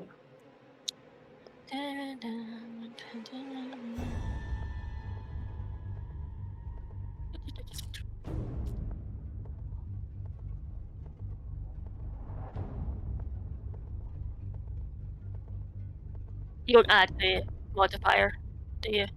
No, you would. I flurry of blows. You can still just add. It's 1d4 plus 3. Aye. Cool. Plus 5. Plus 5. Sorry. Yeah. So what did you get? Sorry. Sorry, I'm still good. Oh, no worries. Maths. Oh, honest, I hate maths. 15 altogether. 15 altogether. You fucking kill this thing stone dead. The first punch you hit it and you go, oh, I better fucking figure out this guy's weaknesses, and then just punch your left hand straight through the middle of its chest. You do, however, get some insight as to what it is. So what was it? You learn all of it. Just as I'm holding its heart, Kalima style, just examining it. Kalima. Just You get such a badass the character. following information, and this is sort of transported directly into your brain, so no one else gets this. Just 2 wee seconds.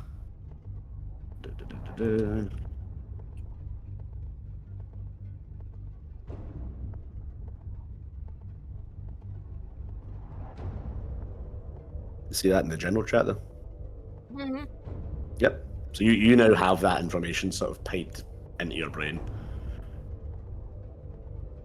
Take you out the turn order, dead boy. Cal's just going to shout to everyone. No magic. Just hammer this thing. With all you've got. Don't use magic. Yep. And is that your turn? Yeah. Right. Oh, something unseen happens. No. And that ends. This guy, back top of the turn, this guy is fighting K-Wolf, is going to attempt to attack again. Oh, fuck off! He's going to roll a nat 20. Oh, fuck off! Oh, I'm Gonna hit too you. hungover for this. So 8 plus 5 is 13, plus 2 is 15. Now, you're currently raging, and it's non-magical bludgeoning damage, so you take half damage from that. Fucking damn right I'm raging. So what was that, 8? So, be 8, yeah, be 8. It's still a big hit, as you're sort of dueling with it. You've hacked into it deep with this greatsword, and I'm you're at half health, like, poof. in your mythical rage, and this thing just lays another big, massive strike onto you. Again, it's a sort of... It manages to catch you with its elbows as it's sort of throwing its arms at you, and hurts you a lot more than you think even it intended to. But thus ends its turn. K-Wolf, how do you respond? I've just, with the fury from the last one, I just wipe my hand across the top of my hand, the top of my mouth, and a beast muzzle forms, and I just do bite. I just attack it with bite. Okay, Form of the beast, bite. go for it. Tell me what your attack is. So hold on. The attack is the 8, How many isn't these it? bites? So yeah, what it'd be 1d20 plus 5. All right. 23. 23. Yeah, you hit. So it's 1d8 plus 3. 6. It's 6. That's 6 all in. 6 all in. Oh no, hold on. I threw. Yeah, 6 all in. Sorry. Yeah. Okay, no worries. And let me just double check. Advantage on strength takes 2 plus melee damage with strength weapons. I'm gonna say this counts as a strength weapon. It definitely is. So that's an extra 2 damage on all of your strength weapon attacks. You do kill this thing. Sort of locked in a melee with it. No one expects a person to grow a wolf muzzle and start biting. And as you sort of as you're holding it off with your greatsword, sort of in half sword, you push it to one side, wolf muzzle, and just rip this thing's head clean off its body, killing it outright. You are aware that you're about to be in combat again, but you have your full movement, so you can move to regroup. You can do whatever you like. Can I just ask about one of the aspects of the bite? It's once each turn. When you damage a creature with this bite, you regain 2 hit points, provided you have less than 17 points when you hit. Is that to do with your HP? That will be. Let me just see. Claw, form of the beast, bite. Once you regain a little bit of hit points equal to your proficiency bonus. So you would have, you would have So gained. I go back to 17? You would have plus 2 hit points, absolutely. Yep, 100%. Yeah. Well spotted. I've never played with this class before, so Nice. I will be forgetting things like that. Oh, no, it's fine. I just wanted to clarify if what I was thinking was the right thing. And you're spot on. Yeah. Anything else you want to do with your turn? Again, you still have a bonus action. You can still have your whole movement. With this... no, they're immune to thunder damage, so thunderclap is useless. Again, You wouldn't know this. Oh yeah. Cal did shout no magic. Oh yeah, so you know, yeah, you did hear Yeah, no magic. I know no. So I'm not gonna be able to hit again. He's gonna be slow as fuck. I already know how long it's taken for them to get back. So I'm gonna regroup. Okay. And I've got 30 feet worth of movement. 100%. Yeah. So you I'm can- gonna come right down here, and cover Ard from the top, but also have enough for opportunity strikes for if Sure, anyone yeah. gets within 5 foot. Yeah, absolutely. Is that Cool. your turn? Actually, I'm gonna move down to here, just to allow a bit more movement for the other two, Okay. and yeah, try that's and fine. recoup. That is fine. Ard, your sort of your quite bloodied companion, K-Wolf, sort of runs back into view. K-Wolf having currently that's sub 50% hit points, or just about 50% hit points. is Exactly now 50 bloodied. now. Yeah, so is now bloodied, so visibly wounded. Like, it doesn't require a check to see that he is hurt. I would You like. are also being attacked from this side, and likely from this side. So, choose wisely.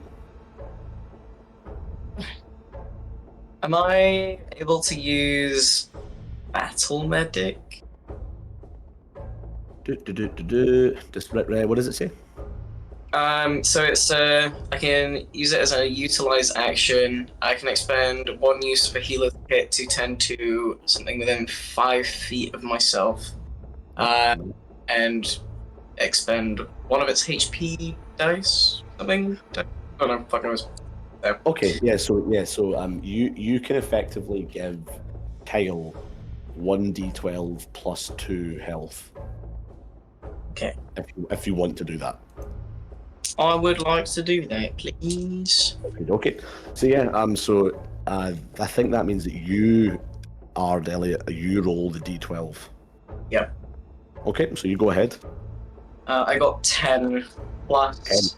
plus 2. Plus the 2, yeah. So Kyle, you get 12 hit points back.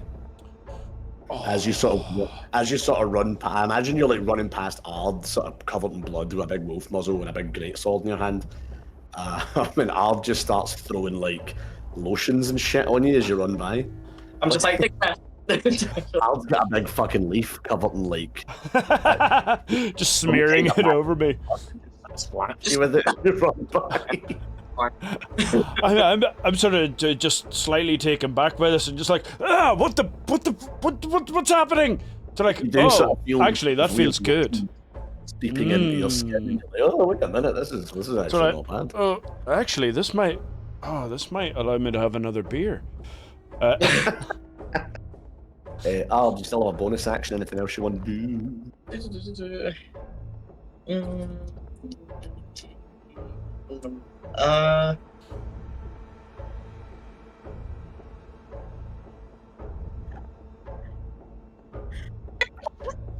I think I would. I'm just gonna move slightly. Okay. Just move yourself on the board. Where are you doing? Oh, whoa. Whoa! You said slightly. Help! You moved off into the void Slight- around. Yeah, I'd like to move to like it, Okay.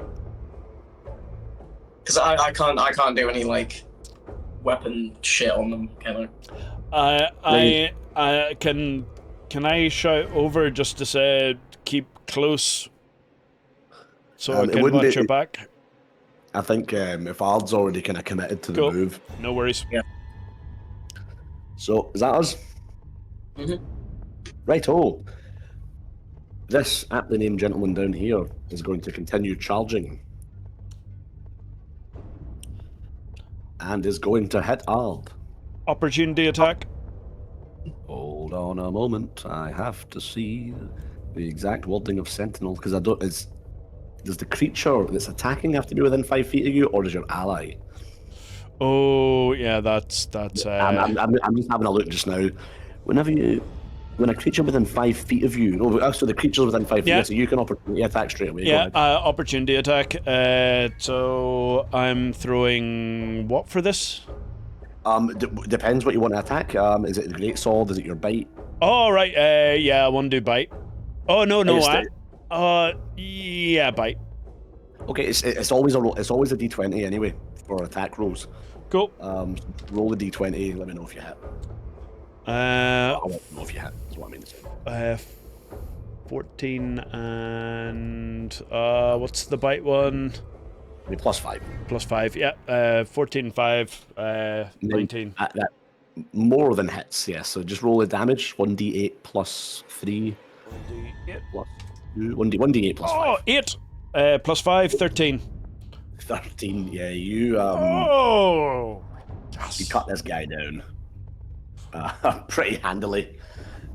And just end up just biting in and just ripping his head off and just turn around and go, got your back. There you go. I imagine you were sort of halfway through saying, get back here, stay close so I can watch your back, and then did that. Yeah, and I go, that was for the healing. Totally fair. And thanks. Totally fair. That's your Marvel movies moment. Yes, his turn is ended abruptly as he gets killed on the way in. As the screeching man from down the hall begins coming towards you, he can't get close enough. So his turn ends. Al. Cool.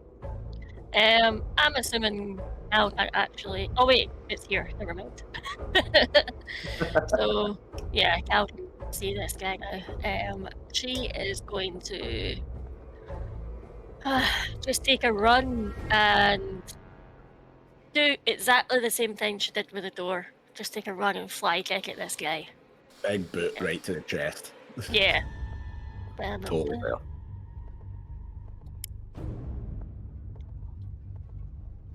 $22 to hit. Yeah, that hits.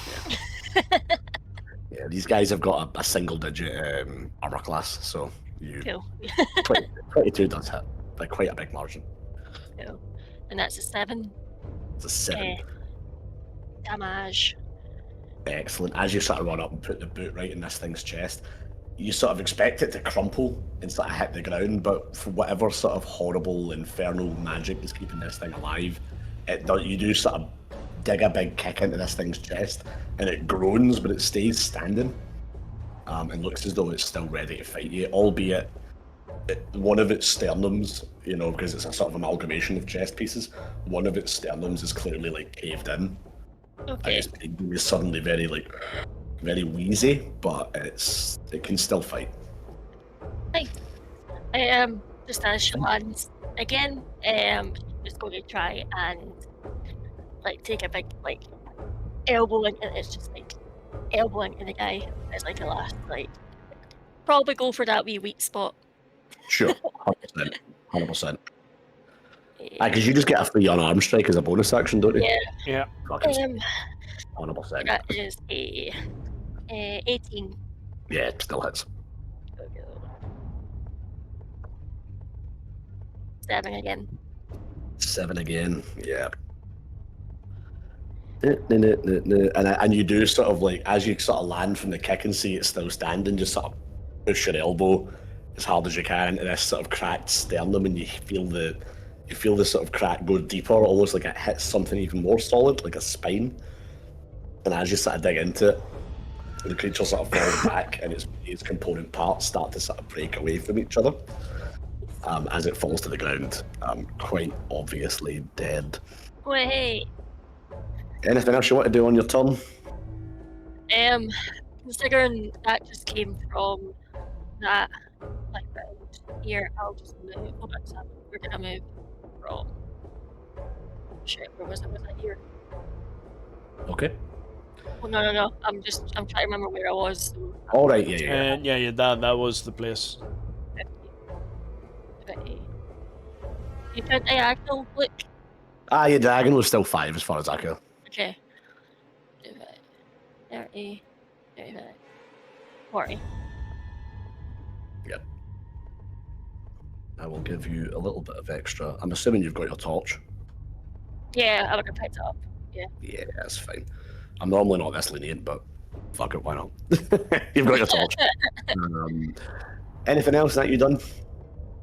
Yeah, that's me. Excellent. Ard and K-Wolf, what are your passive perceptions, please? Passive perception is The senses on your page. 15. 15. Yep.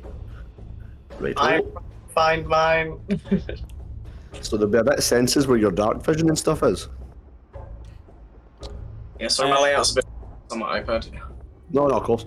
Your passive perception is 14 anyway, just for the sake of getting through this.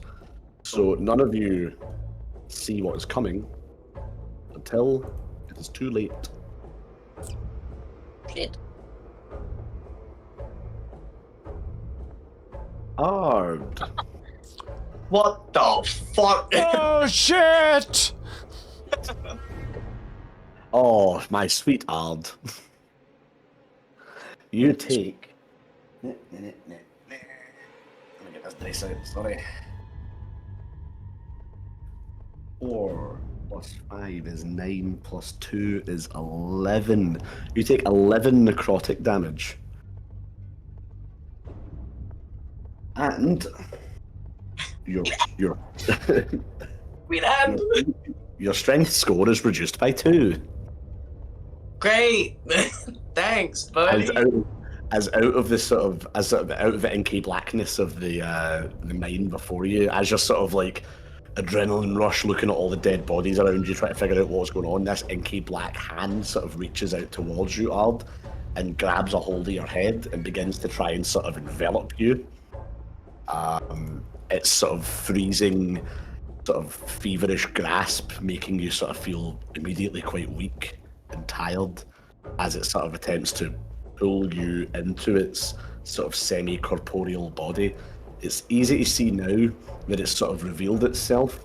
This almost looks like the ashes of a skeleton suspended in a sort of strange smoke as it reaches out towards you and ends its turn. K-Wolf, you can see this happening.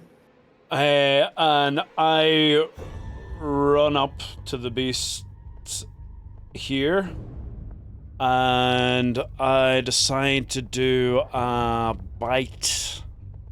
Bite. Go ahead, buddy. So if I roll this, it's 14 and 5, so 19. That does hit. To hit. Roll the And then for 8 is 7 and 3, so 10. 10 damage.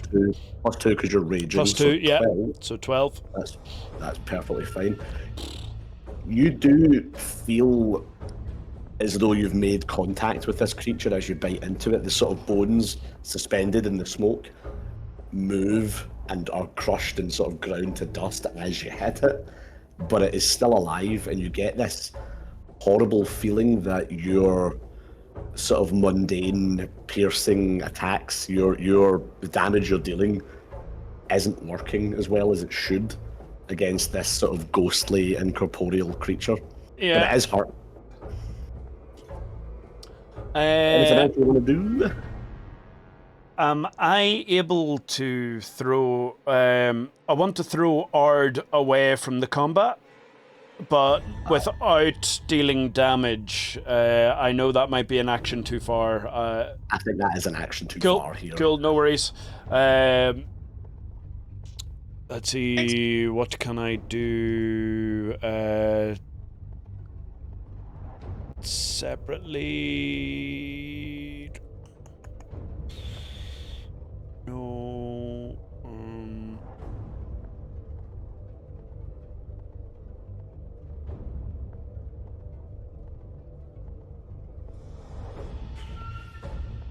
No, there's nothing I can really do as a second movement apart from just hold my ground here. Yep. I get ready to defend. Okay, and Ard, it is your turn. You are currently being kind of eaten by a horrible incorporeal shadow monster. Am I aware, judging from what Aewolf has just done, that the damage didn't really do much? You give me an Arcana check quickly, and do it with advantage. I'm going to give you advantage because you're sort of kind of in this thing right now. So you've got a bit of insight. I would say. What was that? Thank fuck I got advantage because my first roll was a 1. My second roll is a 19 plus 7. You are aware that this is a type of undead known as a shadow, and it is, like all incorporeal things, largely resistant to physical damage. So it's really difficult to kill a ghost with a sword or mace. You are aware, however, that a being like this, like most ghosts, most undead in general, they can be damaged typically by light. Not like torch, but like magical light. Okay. But you know that just wailing on this thing, it will hurt it, but it's going to take a long time. Okay. Magic is the way to go, sort of thing.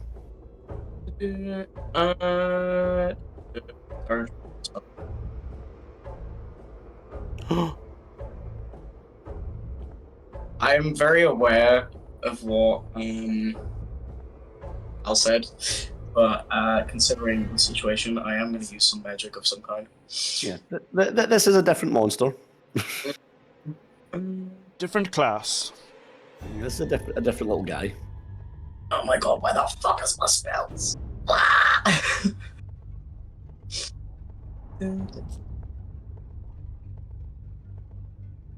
Sorry, give me 2 seconds. No worries.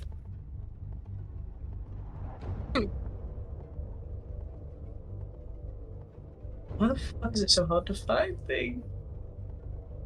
What Okay. are you looking for? So, I would like to cast Moonbeam? You can cast Moonbeam if you would like, yes.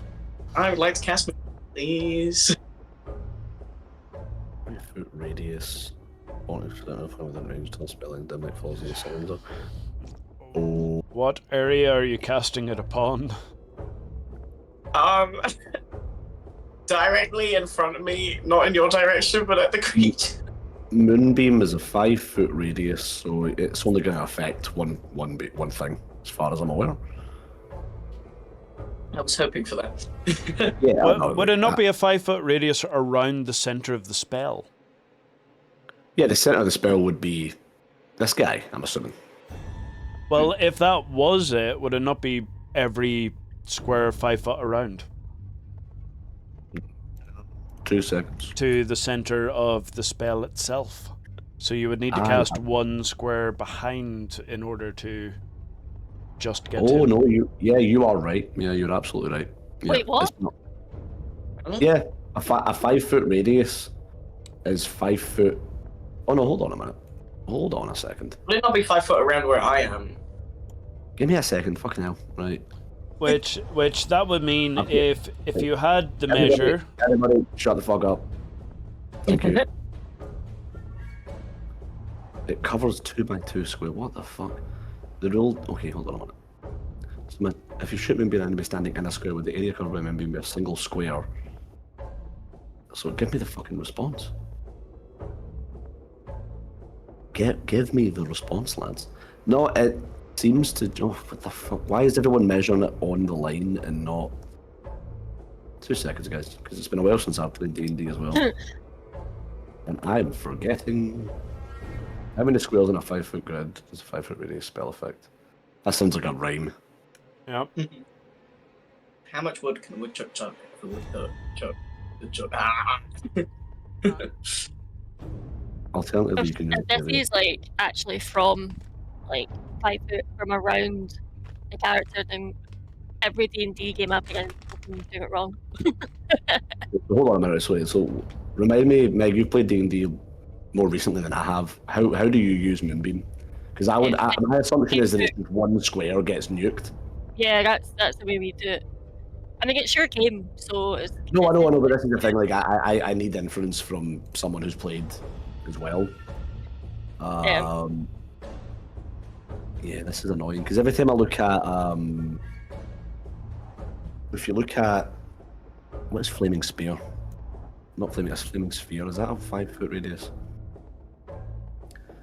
Two-tail. What the fuck is going on? This is really fucking annoying. Because now folk are talking about diameters and not radiuses. Sorry for doing this. I've No, derailed the game. It needed to happen because this was going to come up eventually. But I've not played D&D in so long that I've forgotten how this works. Effects. This is fucking annoying. What is a 5-foot diameter sphere? Occupied space of your choice within range. Yeah, so I'm just going to say it nukes one sphere. I can't be one. Yeah, that's cool. That's cool. Just wanted to make sure. So I will have proximity things on this at another point, but right now I can't be fucked. So you can nuke this guy. You are aware, or you should be aware, looking at Moonbeam, that Moonbeam. Hold on a minute. When a cylinder appears, why have they changed this as well? When a cylinder appears, each creature and it makes a constitution. So it does. So because I remember using this in Rory's game, and he told me that the pillar appears, and it doesn't damage anybody until the next turn. But here it says on our spell sheet, when the cylinder appears, each creature makes a con save. On a failed save, it takes 2d10 radiant damage. So it does work. It works automatically. Just do it that way then. That's what I'm gonna do. Okay, so you create a cylinder of dim light on top of this creature here, and it fails its saving throw and takes 2d10 radiant damage. Would you like to roll me 2d10, please? I would.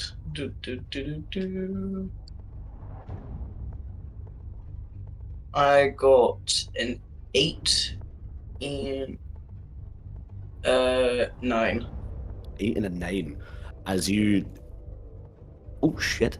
As you instantly sort of dematerialize this shadowy creature and burn it from the face of the earth.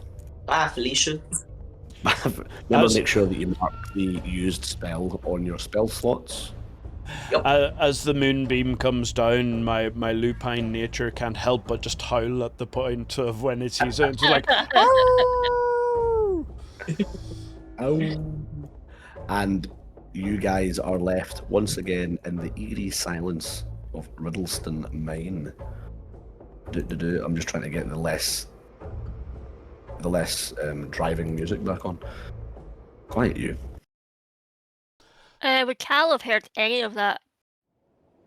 Any of what? Sorry. Because Cal was away, like, and she went investigating to see if obviously there was any more of the wee guys coming round this bit. So any of the last 2 fights that they had.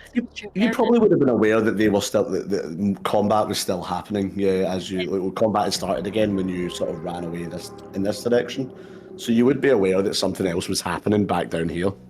Okay, cool. Weirdly enough, a wolf howl at the very start of that, and I was like, I was about to mention. Yeah, right. And I'm just like, thank fuck for that. And Ard, you're looking particularly pale and weak. Delightful.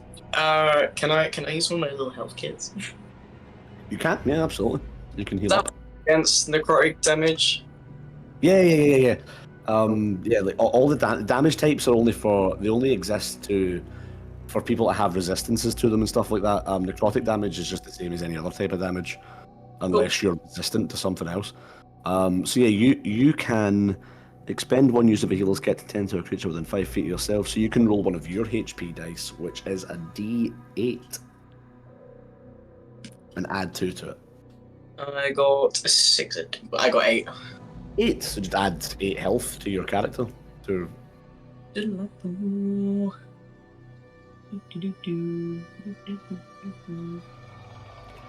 what are you guys doing as Ard is sort of like patching themselves up? So you go on ahead, Cal. I was just clearing my throat on you go. Oh, I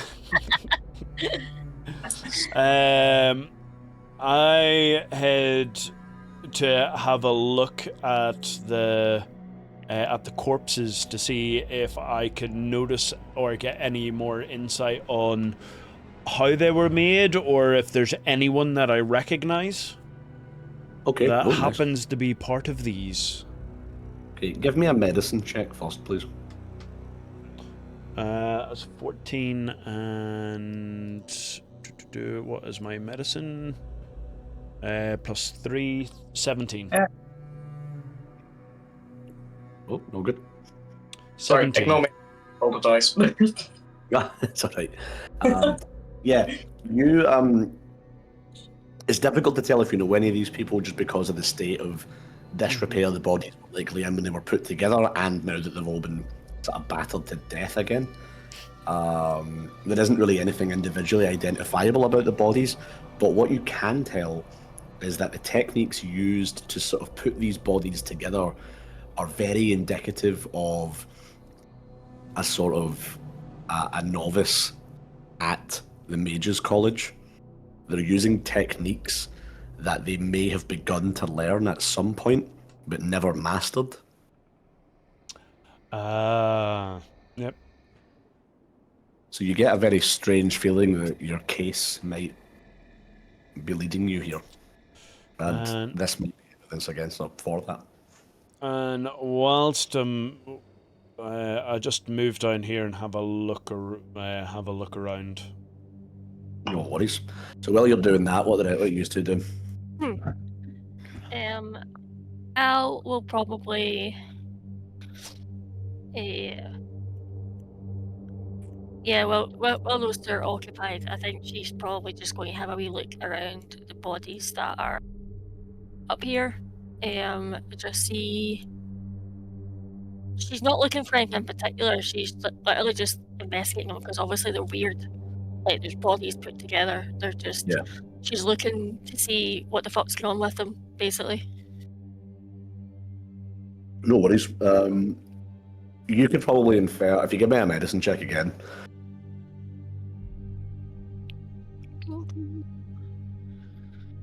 12. 12.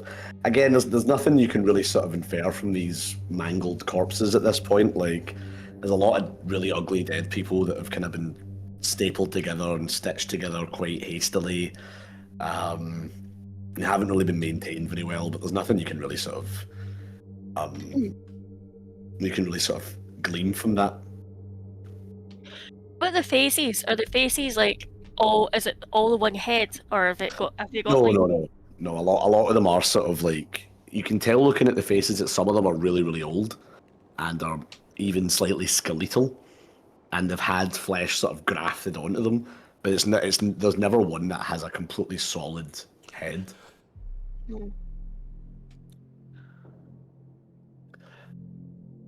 I've just found out as well, lads, while we're doing this, that supposedly Moonbeam is 4 squares. 4? But, yeah, so supposedly on a grid it's this. So it's sort of slightly directional from where it's cast. Yeah, or you can cast it within. Yeah. Like, you can cast it within like 60 feet of yourself. Yeah. I, however, am right now of the opinion that is dumb. So I will come back with an official ruling on that later on. But for the purpose of this, that wouldn't have hit K-Wolf. For the purpose of this, what happened. Yeah. If that ends up being a one-off, it's fine. It's whatever. But a ruling was made on the fly, and we just respect it for now. I'll come back with an official verdict on that before the next game, so don't worry about it. But like, the game played out the way it does. I made a decision that we're going to do it that way, the 1 square only. So we just stick with that for the time being. Cool. I just thought I'd let you know that there was a development because I was doing a bit of reading when you were talking there. But yeah, I'll figure out my feelings about that another time. But anyway, Ard, what are you up to? I'm gonna have a nosy. I'm gonna have a nosy at the one that's closest to me. I also want to have a look at where the thing I just blasted to fuck, like where it was standing, like if there's any residue there. Also, there's a random side note, for some reason it won't let me add to my health, so just a heads up in case you can. Okay. Did you remove health when you got hit? No. Yeah, so this is the problem. You have to go into your hit points when you get hit, remove the hit points you got hit for, and then when you're adding more, so your current hit points are sitting at 32. They should you got hit for 15. Yeah. So they should be sitting at what, 17, and then you added 8 to that. So what did I just say there? 17. Oh, hold on, it's working. Give me a second. It wasn't working before. All right, okay, no worries. Once you've done that, you can give me a wee Arcana check. Gee, you know what for? 17 plus 7. 17 plus 7. You are aware that shadows and creatures like them, sort of like barely corporeal, relatively weak, like glimmers of souls, don't typically stick around once they've been killed. Like they're barely holding on to reality as we know it when you see them. There is a faint sort of like sickly, damp feeling right around where it died. And it almost feels as though the dirt on the ground comes off your fingers slightly blacker than the rest of the dirt around you. But you know that it's inconsequential. It's just sort of like echoes of what was once there. Okay. I want to check the corpse that's closest to me then. What are you checking it for? Just to see if there's anything specific on it, if there's any hints of, like, I don't know, symbols or weird bodily attachments and things. Yeah. There's nothing really like there's nothing really kind of out of the ordinary apart from the fact that it's a body that's been stitched together. There aren't like any symbols, or they're not even wearing clothes. There isn't anything sort of immediately identifiable about any of them. They are just sort of a strange, sort of weird, magical mishmash of people. Magical nudists. Yeah, that's it. Horrible surgery scar, magical nudist, fucking like. Hey, positive body. Don't. Yeah, you know what? Don't. Everybody is beautiful, especially the homunculus people from the mine. They didn't Yes. ask to be made that way. No, they did not. No, they did not. You are right. What are you guys doing now then? Should we? I will like to beckon everybody back to like where we started in this cave to try and discuss which route we're going to take. Because obviously, I'm gonna ask if Ard is able to see further than our light shows down this area. Are you able to see further down there? And I think I am. is it a dead end, or What can I see, bitch? is Tell it- me. The ruins of this mine continue on, seemingly further than your vision can take you. Okay. But if you were to move to, say, here, Alright, I'm going to move forward and have another nosy.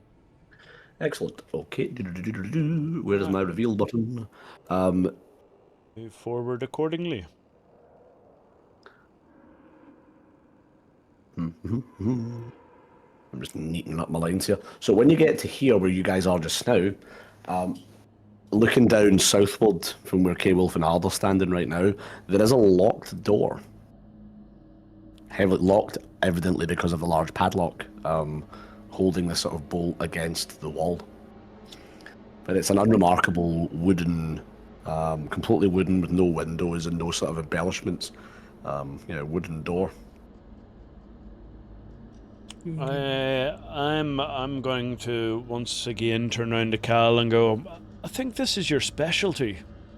Could you? I was like the whole like. Hey, She's gonna, yeah, she'll be like, yeah, let me have a look at this, and she'll go straight down to the door. She gives it a little like shiggle to see like if it's locked or not, just to see if it opens or. Could you give me an Arcana check, please, Cal?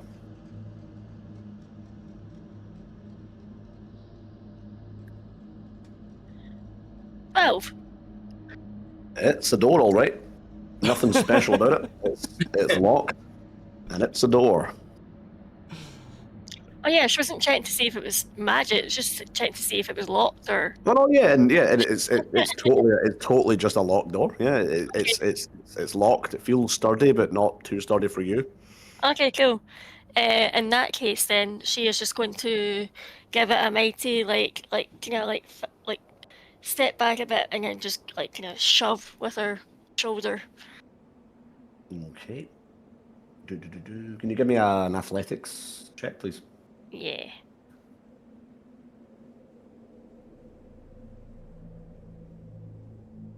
Okay. 9. 9. You sort of give the door a push. 9 plus 7, sorry. No, that was a 2 plus 7. So. Oh fuck, right. Yeah, you sort of give this thing a shove, sort of brace your shoulders a bit and then go for it, and it rattles, but it doesn't budge. You take 2 force damage. Cool. As a then invisible, but now perfectly visible sort of runic structure sort of webs across the doorway and then dissipates with a sort of ghostly breathing, and the door swings open. And at that point, I'm just like, Ard, do you know what the fuck that was? Do I know what that was? Do I need to do a roll to see if I know what that was? You know about this magic stuff. You could roll an Arcana, yeah. Yep. 11 plus 7, so 18. Yeah, it was a glyph of a type of glyph of warding. So I'm going to type that in the chat just so we don't have to keep slipping up over it. Glyph of warding. So glyph of warding is a spell. It wasn't that particular spell, but it was a type of glyph used to magically seal a door, a container.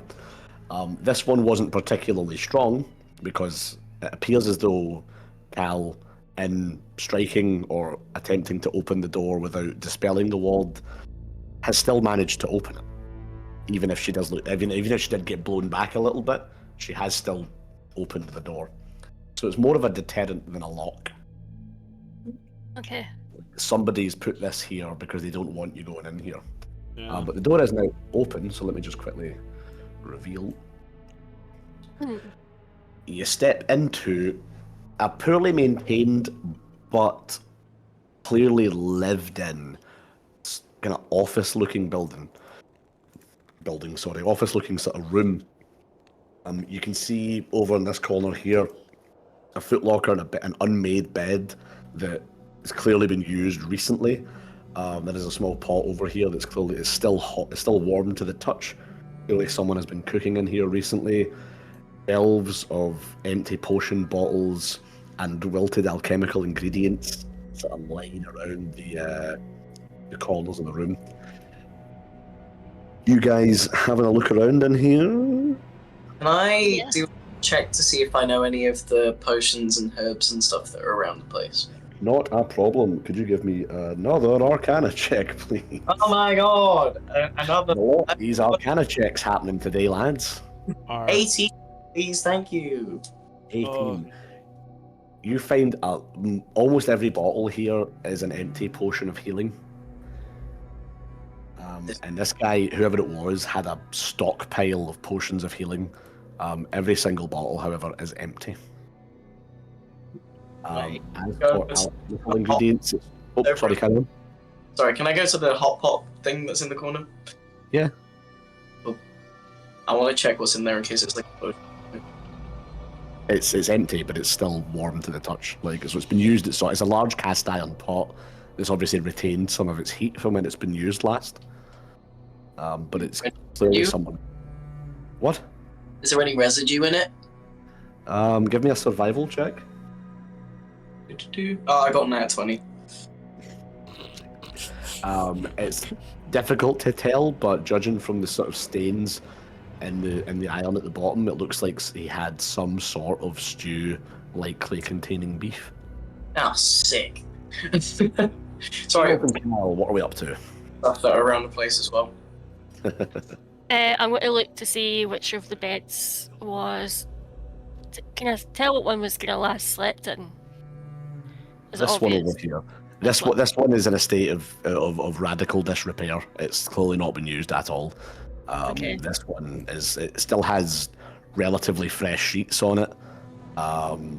It looks as though someone sort of kicked themselves out of, like the same way you would your own bed in your own house. Okay, I'm just going to look to see if there's any belongings, like to see if there's any, just to see if we, any indication as to who it might be. Yeah, Yes. just give me an investigation check, please. Investigation. 2. A 2. Fuck me, man. You start rummaging about this guy's covers. As you sort of pick up the covers and move them out the way. You move the pillows out the way. You look at the bedding, and then you put it all back on. Sort of go. It's a bed. You infer nothing apart from that. Okay. Well, what you can infer rather usefully is that the person's definitely not an elf, because as you know, elves don't sleep in beds. Okay, They sleep on the ground. I relay that information onto. You guys do know this as well. It's common knowledge. Yeah.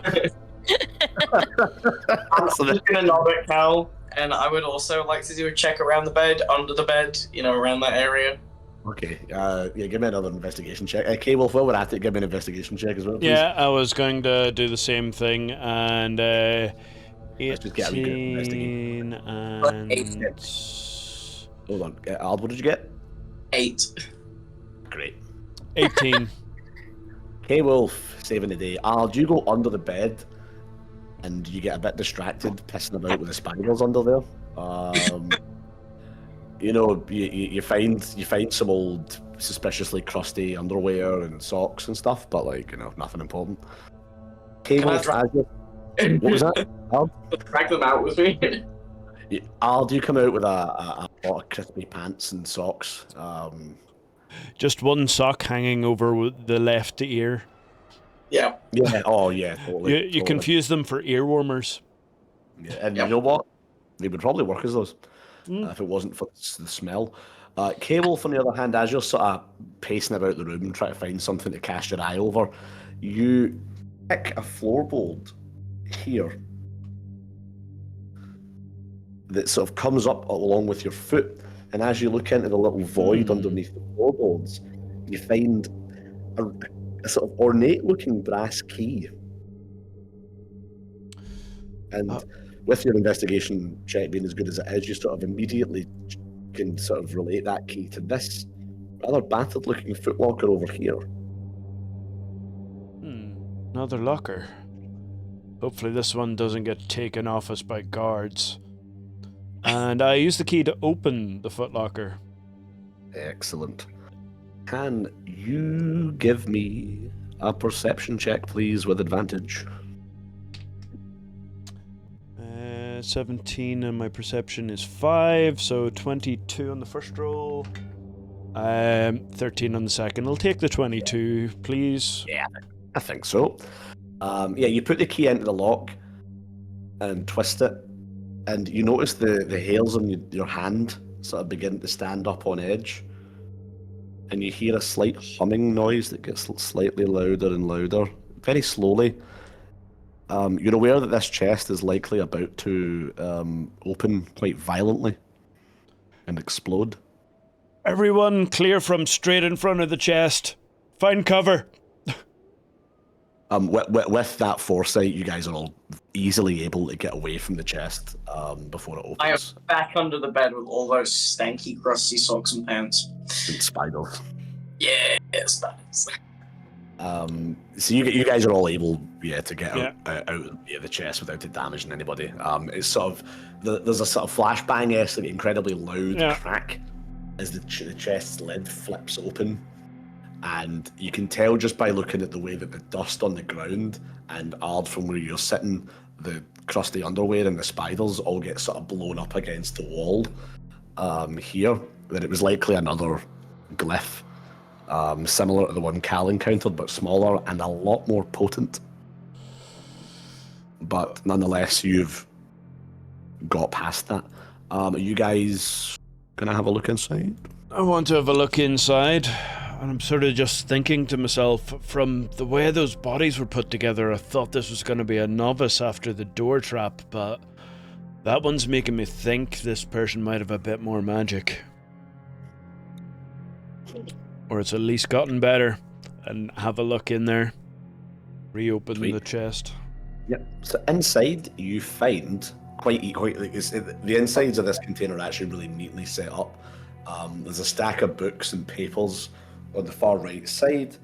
In the middle, there are 3 full, unopened healing potions, sort of like little red bottles with brown corks popped into them, sitting in a perfect line in between the stack of papers, and a large sort of brown leather bag that when you sort of cast your hand over it, makes a sort of rattling sound, but not like coins, more like small rocks.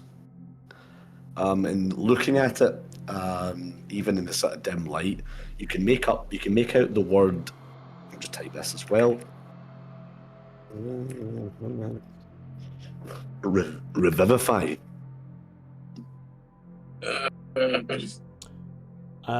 From that, to give throw a potion to Ard and Cal each. So throw them out evenly. And start to have a look at the papers whilst to throw the sack to Ard, because I know that I can see him just really eagerly wanting to look at what's inside the rucksack. I know his perception is better than mine, so actually, it's not the first thing I was going to do was try and reach for that. throw it over to him just so I can get a minute to read through and see if I can recognize anything else through the paper. It's a bag, fucking rocks. Obviously, Ard is going to want the bag of rocks. Ard, you're quickly, just from the evidence of grabbing this thing, seeing it says Revivify on it in common, and sort of feeling the weight of this bag, you are pretty certain, before you look inside the bag, that this is a small collection of diamonds that would be consumed in the process of casting a spell that you are not powerful enough to cast, called Revivify. I would like to open the bag and pop a couple in my pocket. Okay, you have a couple of diamonds in your pocket. And another bag. I want to know if I was able to passively perceive that had happened. Okay, we can do that. That would be our. Can I use stealth this? Oh no, yeah. Ard, you're gonna roll sleight of hand. Oh, sick. And Cable, if you're gonna use perception. I got a nat 20 for sleight of hand.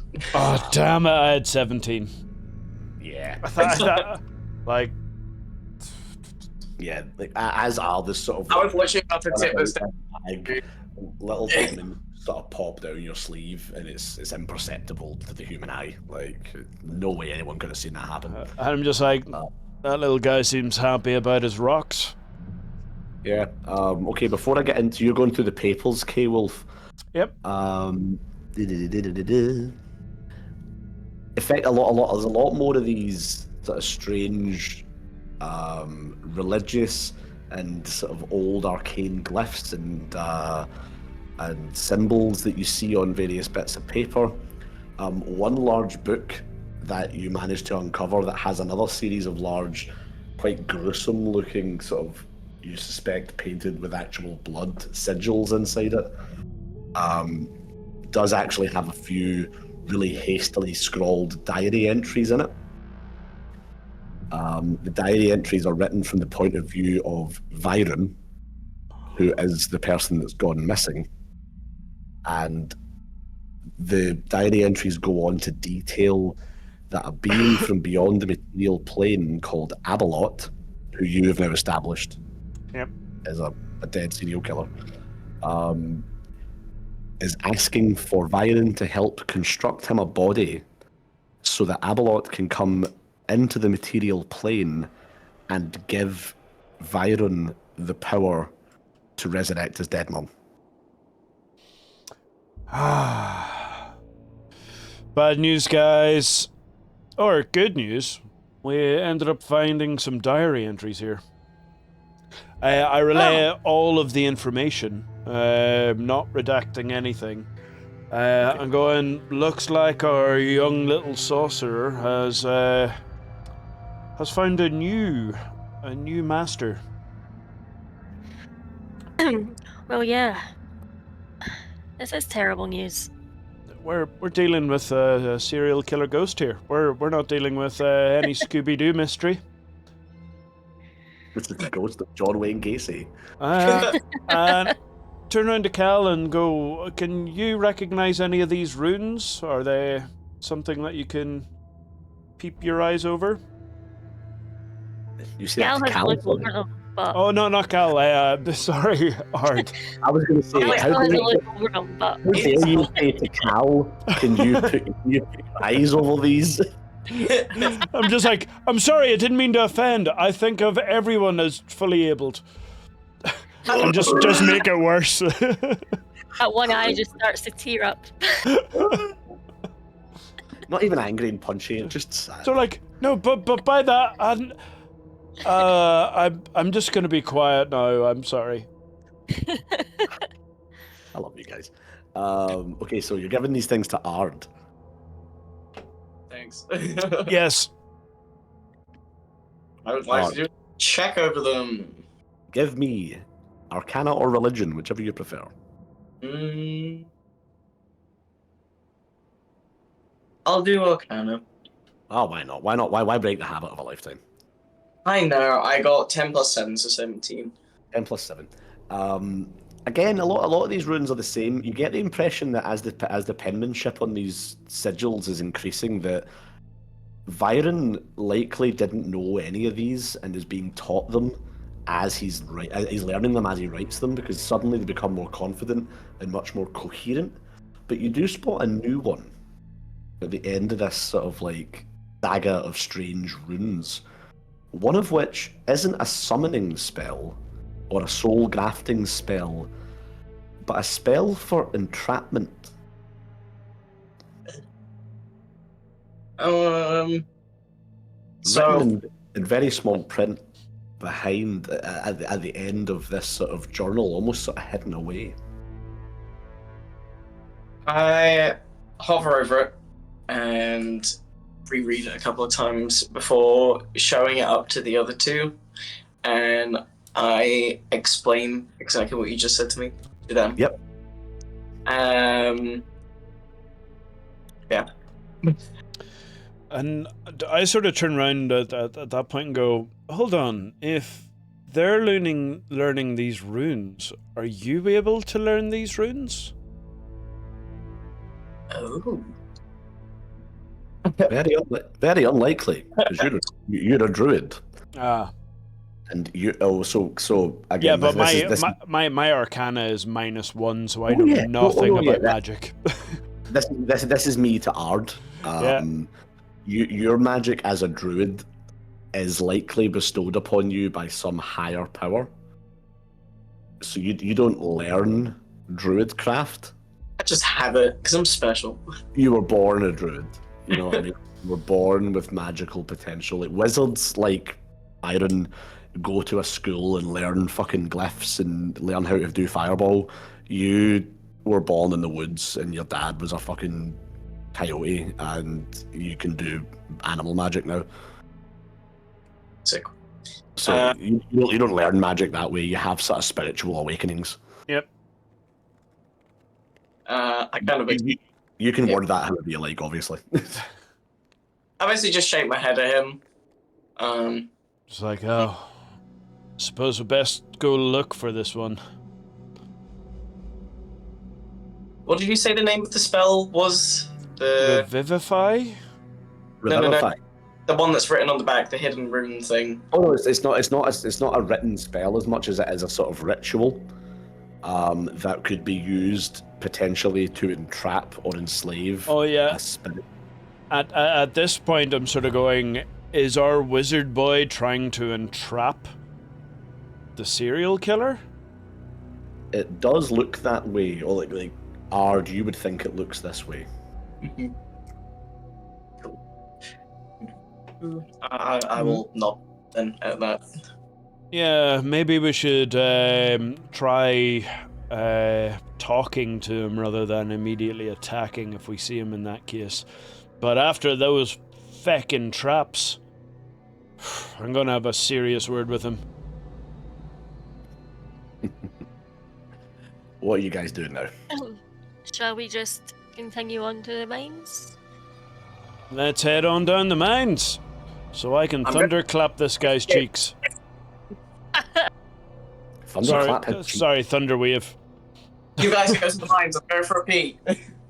Oh, I'm gonna go off into a tiny alcove to turn into the corner to also pee. Go and have a piss break, lads. It's fine.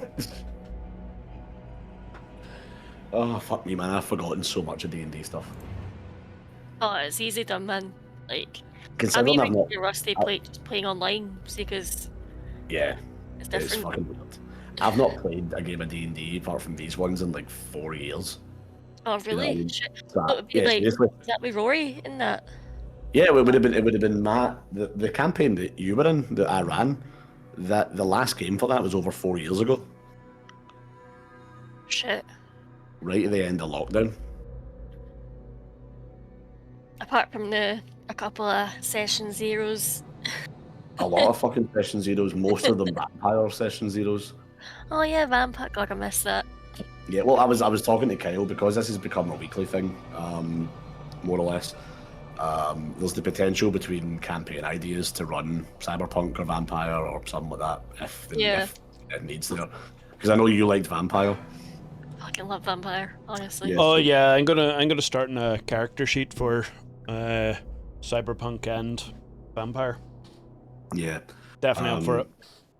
Make sure you get the right editions. I've got a link to a source book co-op. It's Luke's Big Piracy Bonanza that has all the books on it, so you can just have access to that. So no one has to buy any fucking £50 textbooks. But yeah, that's for the future when we're between campaign ideas for D&D. We'll maybe run some Cyberpunk or some Vampire, but cross that bridge when we come to it. Some So you guys are heading off. I am going to accept that K-Wolf is actually just having a pish, so I'm up against the wall. So like, we've finally gotten out of all that issue, and I needed to pee before we opened that door. I was hoping to find a toilet. Sorry about that, Cal. It's not very gentlemanly. Pal sort of like pretends to be disgusted, but probably just takes a slight looking away by. Fair play. I'm completely oblivious. Yeah. Is this the way we're heading, Cal? I was just going to wait for the group here, but That's totally fine. Totally fine. What's the... Finished Next off week, so- and lead ahead, Cal. yeah, just before we scuttled on that way, I just thought we should take a wee look up here, Mm-hmm. just in case. Cal, give me that passive perception there. 13. 13. You can very easily hear, now that you're this close, some whispered chanting coming from here. Coming from where? Coming from... I was on the wrong layer. Coming from this direction. Oh, And from where you are right now, it's hard to see. K-Wolf, are we going to stay there? Is this where we're going to stay? Yeah. We're going to stay there now, because you're there. Cal kind of like hushes her voice. It's just like, guys, just listen. Okay, well, give me a stealth check, please, because you are quite close. Natty 20. Oh, fuck yes, motherfucker. You see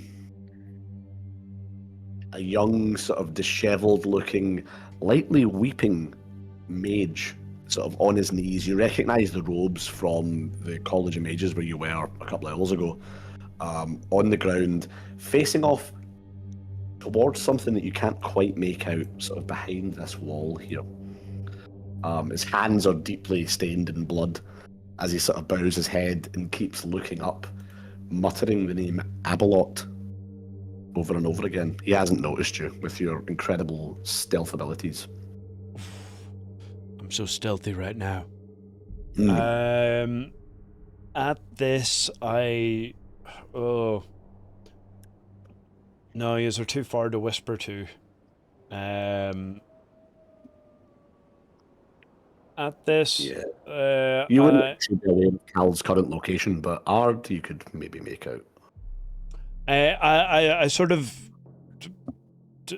gesture around, just lean back around the corner, so I gesture Ard to come up with me, and Totally, relay just what I've seen. Yeah. Ard, at this point, you can hear it as well, but you wouldn't really be able to see it from this angle, but you would be able to hear Viron. Would I be able to do a ritual spell? What ritual spell would you like to do? I would like to do detect magic. Would that cause any... Would he know that I'm doing that? Let me just double check. Let me just You sense the presence of magic within 30 feet of you. So a ritual spell, how long is that? I'm sure it takes quite a long time. Yeah, so a ritual takes 10 minutes. You're not confident that in the time it would take you to set up a ritual spell, that you would be able to stay unnoticed. I just noticed you having a wee peek there. Al, you actually are within eye shot. Singular. Cal, you can see. So you're obviously aware of the chanting and the light weeping, and but you can actually see what is being chanted to. Which, similar to the sort of horrible grafted corpses that you've fought on the way in here, but larger and much more sort of muscular, much better put together. The stitching is less like giant metal staples and more like leather stitching that's quite difficult to even see at first glance. But in this dim lighting, you can still make out the sort of horrible stitching work and sort of terrible aesthetic surgery that's been done on this person's face that has sort of made it into this mask of different human sort of faces put together at once. But it isn't moving. It doesn't seem to even be conscious right now.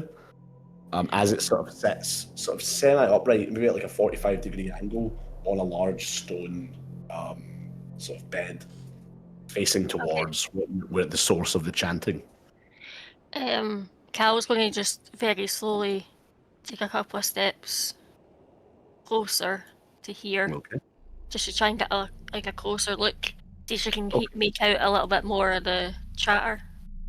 Yeah, okay, so this would be a stealth check. You guys would, K-Wolf, at least you would definitely see Cal sort of creeping into you here. And I try to wave just to get the attention and sort of try and mimic as if I'm putting on mage robes and casting, but miming of. What have you got, Cal, for stealth? Sorry. 22. Right, yeah, you can carry on, moving there. You get the impression at this point that there isn't any sort of ritual happening here, as much as it is just this guy or whoever's chanting, having a serious deep mental breakdown. Okay.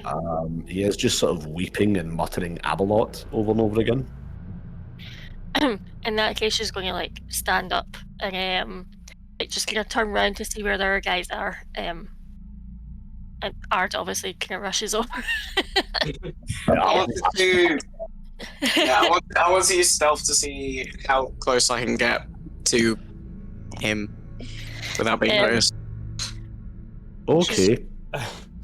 Okay, let's let Cal finish what was happening first. Yep. Yeah, she's just going to kind of like look round. Obviously, clock K-Wolf. Yeah, because Ard, you can't actually see Cal right now. And she's just going to be like, just kind of usher, just be like, come on, like, and Right. just we start heading in. Okay. As that happens, I end up taking that as we're getting ready to fight and enter into a rage. You enter into a rage. Mm-hmm. Okay. Well, fair, I wasn't specific. Yep, That's you just fair. said we're going into a fight. That's fair. I just see yous come on, and from knowing that you go full guns a-blazing, I'm just like, right, if we're gonna do it, we're gonna throw hands. That is totally fair. So, So my second rage is now okay. used. yes, the man potentially known as Viron, sort of, upon hearing K-Wolf enter a screaming rage, sort of stands bolt upright, sees the very imposing figure of Cal flanked by a very small goblin, and K-Wolf approaching from the rear, and stands up, clearly ready, in some attempt to try and defend himself.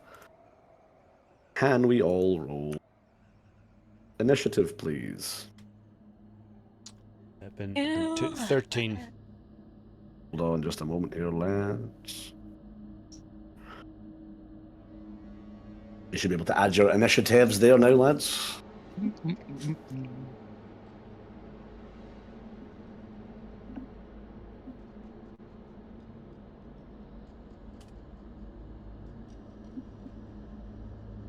Okay.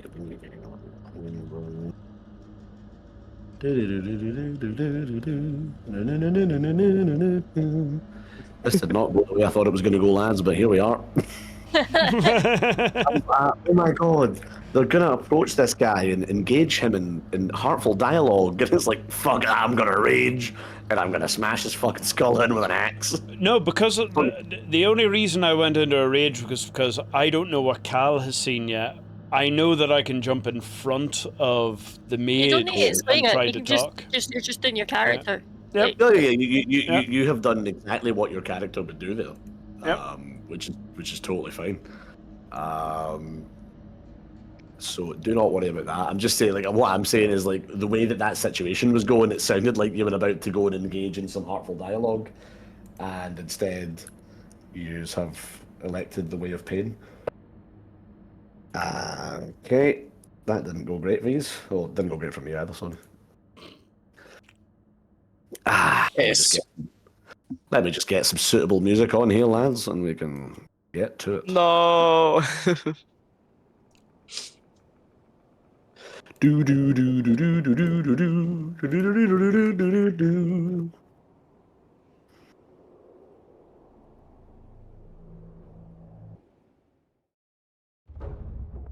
Yeah. Top of the turn, lads. Welcome back to combat. We have Viron, who's just stood to his feet, staff in hand, and is immediately going to attempt to cast.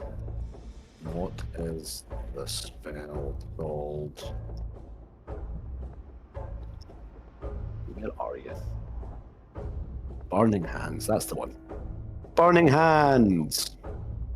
And that is a 15-foot cone, which is far easier to remember. So that's Ard and Cal. Could I please? A dexterity saving throw.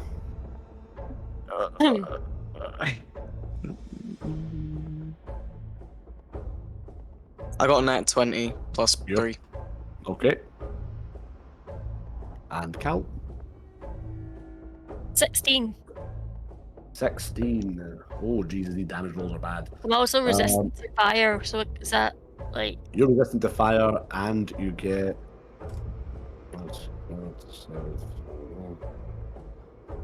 If you're resistant to fire, damage type is halved.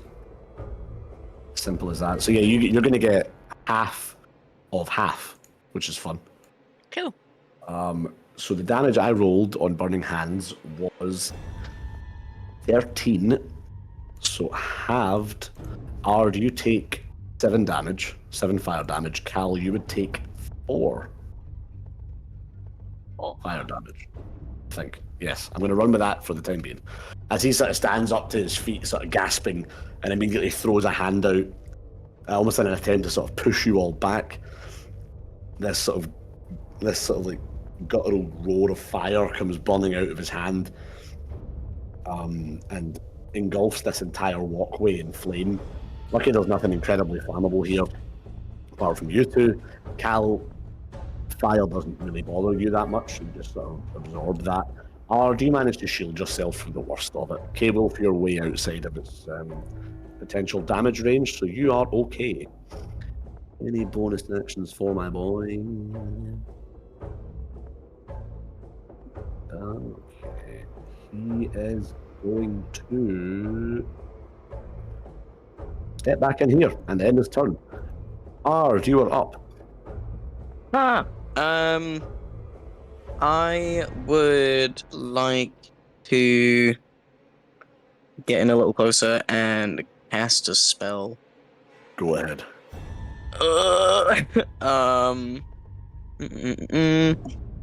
I would like to cast. Hold on, give me 2 seconds.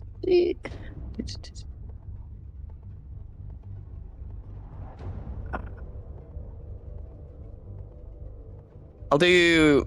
Hold on. What we think? Poison spray. Poison spray. I think that's just an attack. Yeah. Roll to Yeah. attack. I shall do this. I rolled 10. Piss. That's Plus- 10. Plus What- 7 what- for poison spray. Yeah. So, just in future, just give me the max, because otherwise I'm going to keep asking 10 plus, and I keep getting confused. So That's yeah, fine. 10 plus 7, you do hit. Roll the damage, please. 17. 17 damage. Oh, wait, hold on. Which one am I rolling for damage again? Sorry, my bad. It's 1d12. My bad, sorry. I was like, what the fuck? I was like, fucking hell! What I didn't want to Use kill him. poison spray all the fucking time. I got 9. 9. That's still an insane amount of damage, but like Wow! a legally insane amount of damage. I didn't want to kill him. As he's hit by this gust of poison, sort of like vapor, and sort of immediately begins to blush with like rashes and blisters. He's still up. He's still fighting. He looks like wounded by that, but not particularly concerned. Anything else you want to do, Ard?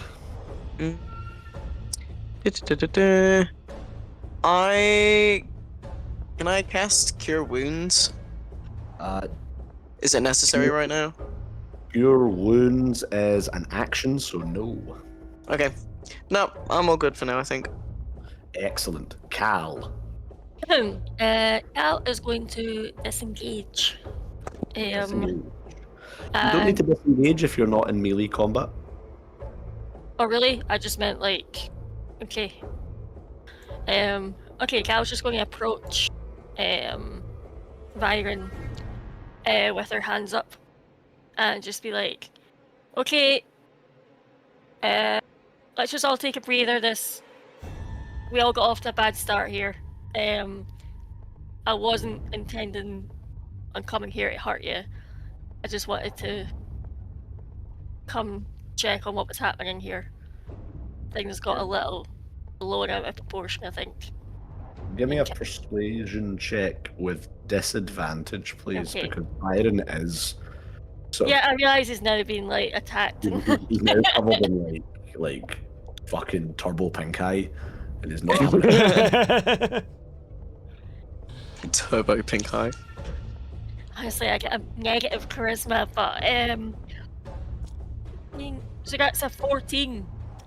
Still, 14. I rolled a 17, a 15. That's not It's like- bad. That's not bad. Is however not good enough. As Viron sort of backs away from you, attempts to back away from you, sort of at this range, drawing a knife from his belt in an attempt to defend himself from you if you should try and get into melee combat with him. He's not taking the bait. Not the bait, he's not listening to you. Okay. Let me just double check what the rules are here. Yeah, do I still have my action then? Was that it? Yeah, that would actually be your action. Okay.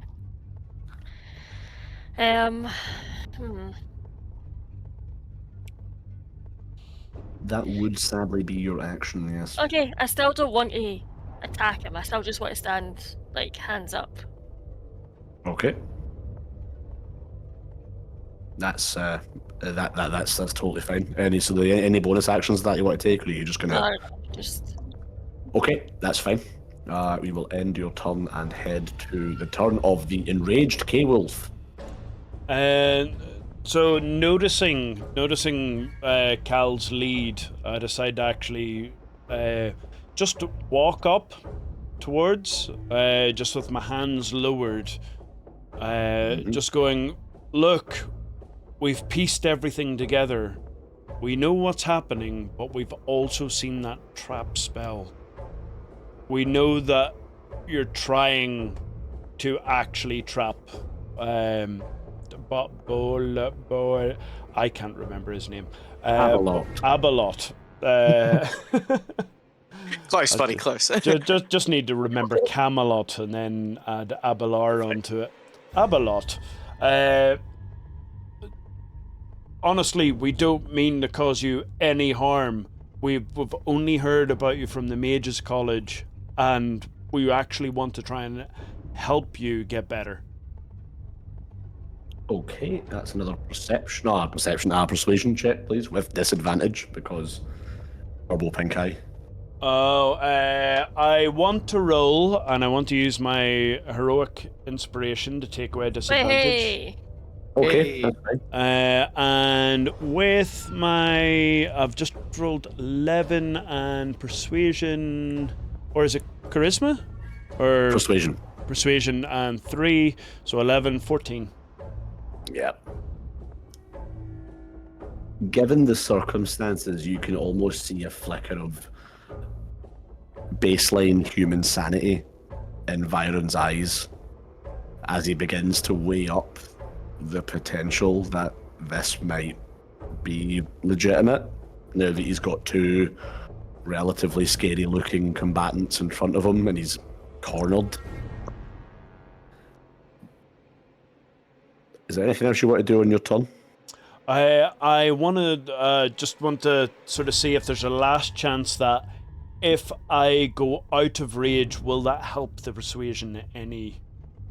The persuasion's already been rolled. Yeah, So, cool. Then I'm just going to be there sort of with hands slightly up, but lowered body, sort of non-threatening type of Okay. poise. Righto. As this conversation is happening, the corpse behind K-Wolf and Cal sits bolt upright and steps down from its stone surgical table, standing just behind Cal as it attempts to attack. I use opportunity. Oh no, he's not within. Yeah, he's not within the right thing. No, he's not. Sorry. Damn it. 18 plus 4, 22 to hit. Just Just. As he hits you for the max, which is 18. No, sorry, 18. No, it's 8 plus 5, which is 13 bludgeoning damage. Oh, Could you then make me a strength saving throw, please?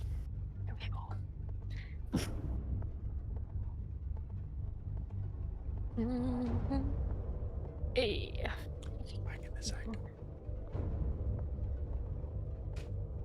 That is also a 22. Yeah. So he sort of steps down, towering over even you, Cal, as he sort of steps down and almost reaches this strike up from the ground and slams into you as hard as he can. There's almost a mimicry of words happening coming out of his sort of stitched up mouth, but it is mostly just like guttural screaming and shouting as he stands up and sort of uppercuts you with both hands, clearly in some attempt to knock you over, but fails to do so. Ending his turn. Viron. Let's have a reroll. Viron is going to cast Firebolt. Oh, fuck. At Abalot. So, as he's sort of backed up into a corner and sees Abalot, sort of the large corpse behind him, step down and sort of batter into Cal, he begins charging up a spell and fires it over Cal's shoulder at the corpse behind him, striking it and doing what looks to be almost entirely superficial damage. Ard. I would like to whip out my short bow. Excellent. You do. I would like to aim it at Avalon. Okay.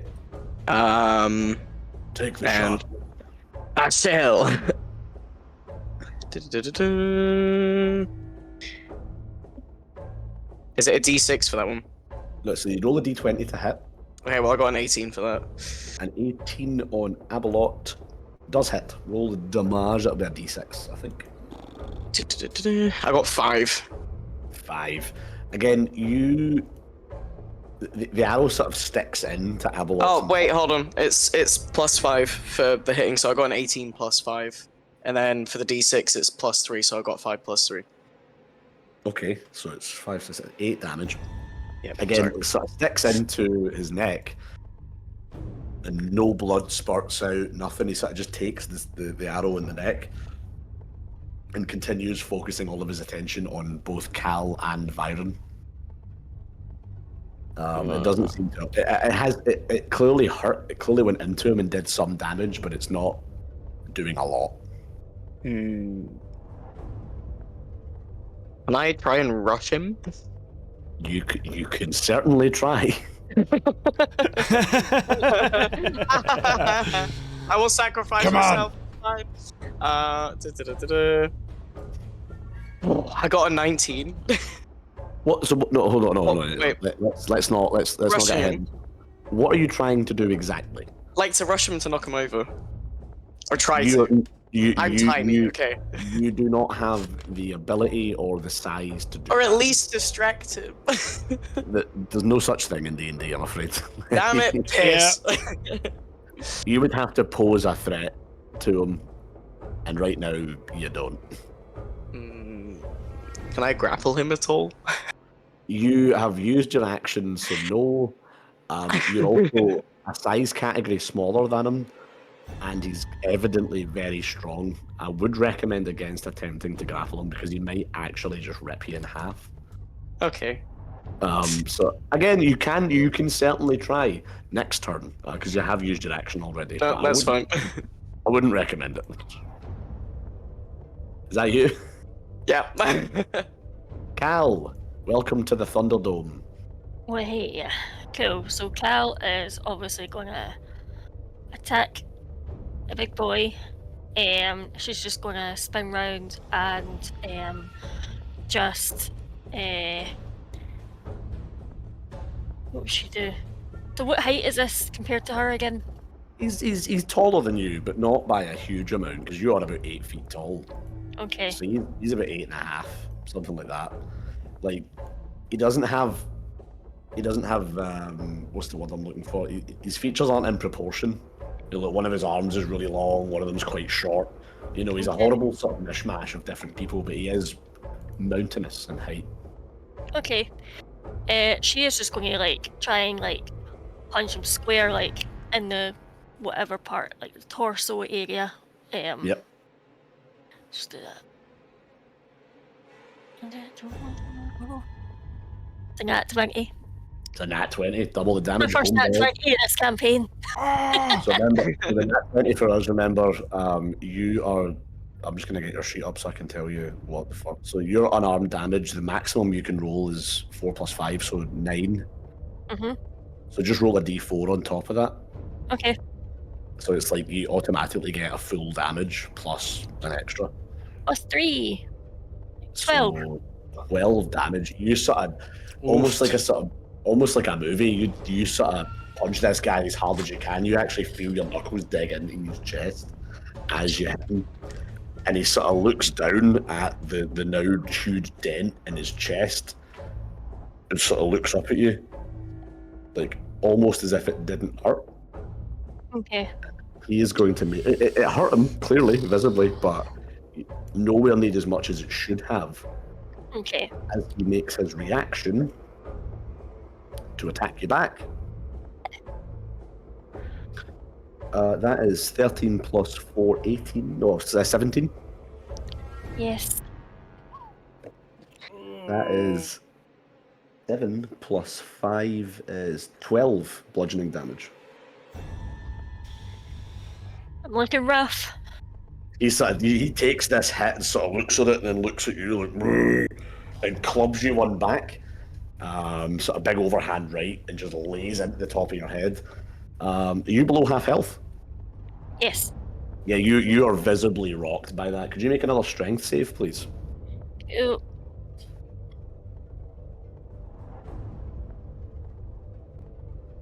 $21. Oh yeah, you're fucking fine. You almost lose your footing as this punch comes from almost like above your head, and it's very rare that you meet something big enough to punch you in the top of the head. So you get sort of pushed down, but you manage to maintain your footing. But he's clearly trying to drive you into the dirt when he's hitting you. Anything else you want to do on your turn? Yes. Oh yes. A bonus action flurry of blows. Oh yes. Get in. And I think we all know why. Laying a beat down. Oh! 17, a 16 plus 7. Yeah, they both hit very easily here. And with that, I want to do the. What do you call it?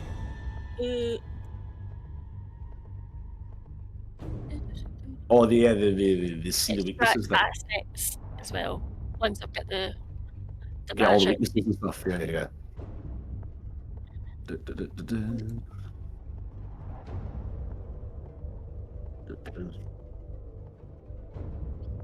Maybe seconds.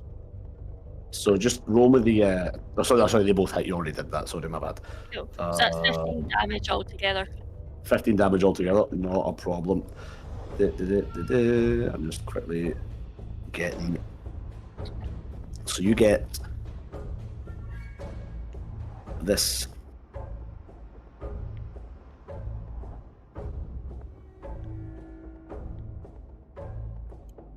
$15 damage altogether. You strike him. So that's another 2 solid hits that you get, and your hands sort of sink in to the sort of rotten flesh that makes up his body. Again, clearly doing some damage. You can see him sort of like moving slightly to avoid the brunt of hits, but he's eating these hits way better than someone should.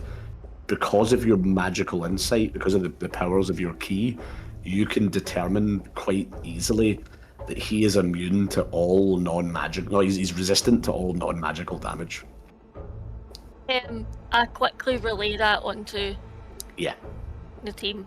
that's easily done. Yeah. Is that your turn? Yeah. Yeah, sick. Hey, Wolf, we're in the building once again. What we doing? Damn it.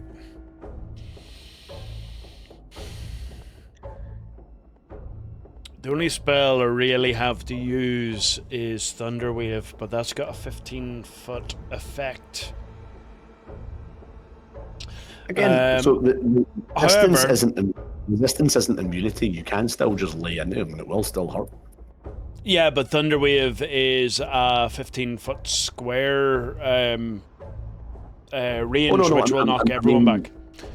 No, I mean, like, your I can still do non-magical attacks can still hurt him. They just don't hurt. They takes half damage from all non-magical sources. So from this, I can see that Cal's starting to sort of take a bit worse for wear, so I decide to do a bit of interception and use Beast Claws to end up going into the attack. And this time, and I just end up laying right into him, and making sure that I'm just in between him and the mage. Okay. So yeah, so rolling. Roll me that attack, home dog. Attack 11, and that is 18. 18 to hit does hit. Yep. Just roll the damage. 1d6. It's 1d6 for that,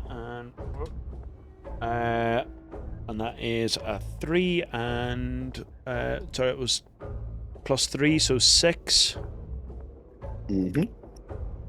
Okay. You sort of claw quite a large chunk out of one of his arms, and he sort of turns his attention to both of you. You've clearly damaged him. He's starting to look a little bit hurt, but he's still trucking. He's still a huge danger. So I want to take advantage of the bonus attack action on claws. Okay, absolutely. It's once each of your turns when you attack with the claw using the attack action, you can make one additional claw attack as part of the same action. So I'm going to attack him again.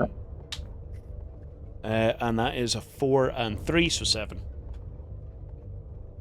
Did you land the attack first? Oh, hold on. I'll throw that. So I'll remain 7 and... Yeah.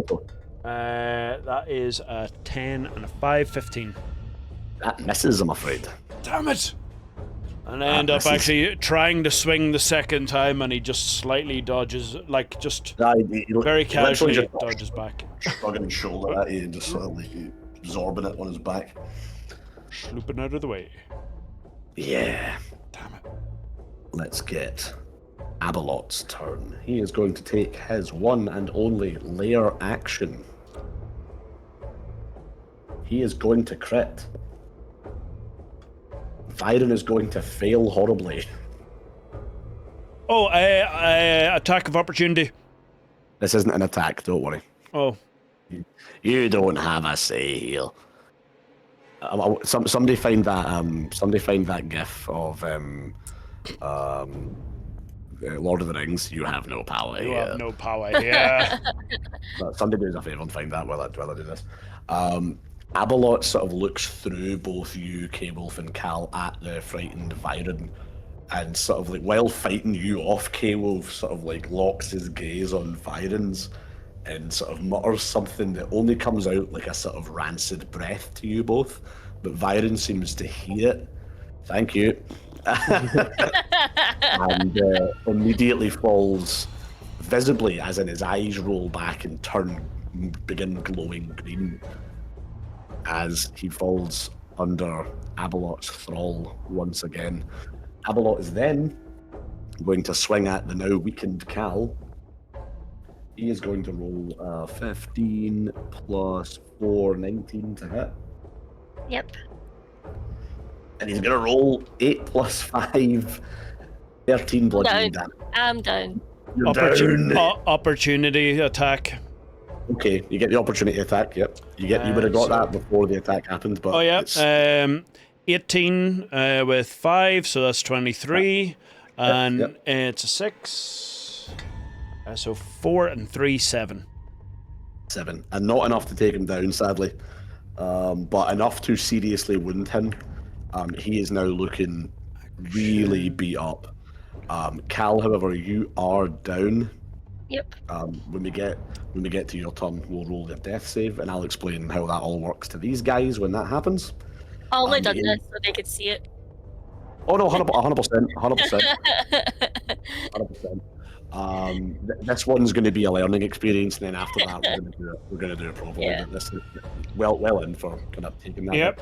But yeah, you guys all, K-Wolf, you valiantly hack in with your claws, hack into Avalot, and he takes the hit, but just continues to like throw his whole weight into Cal.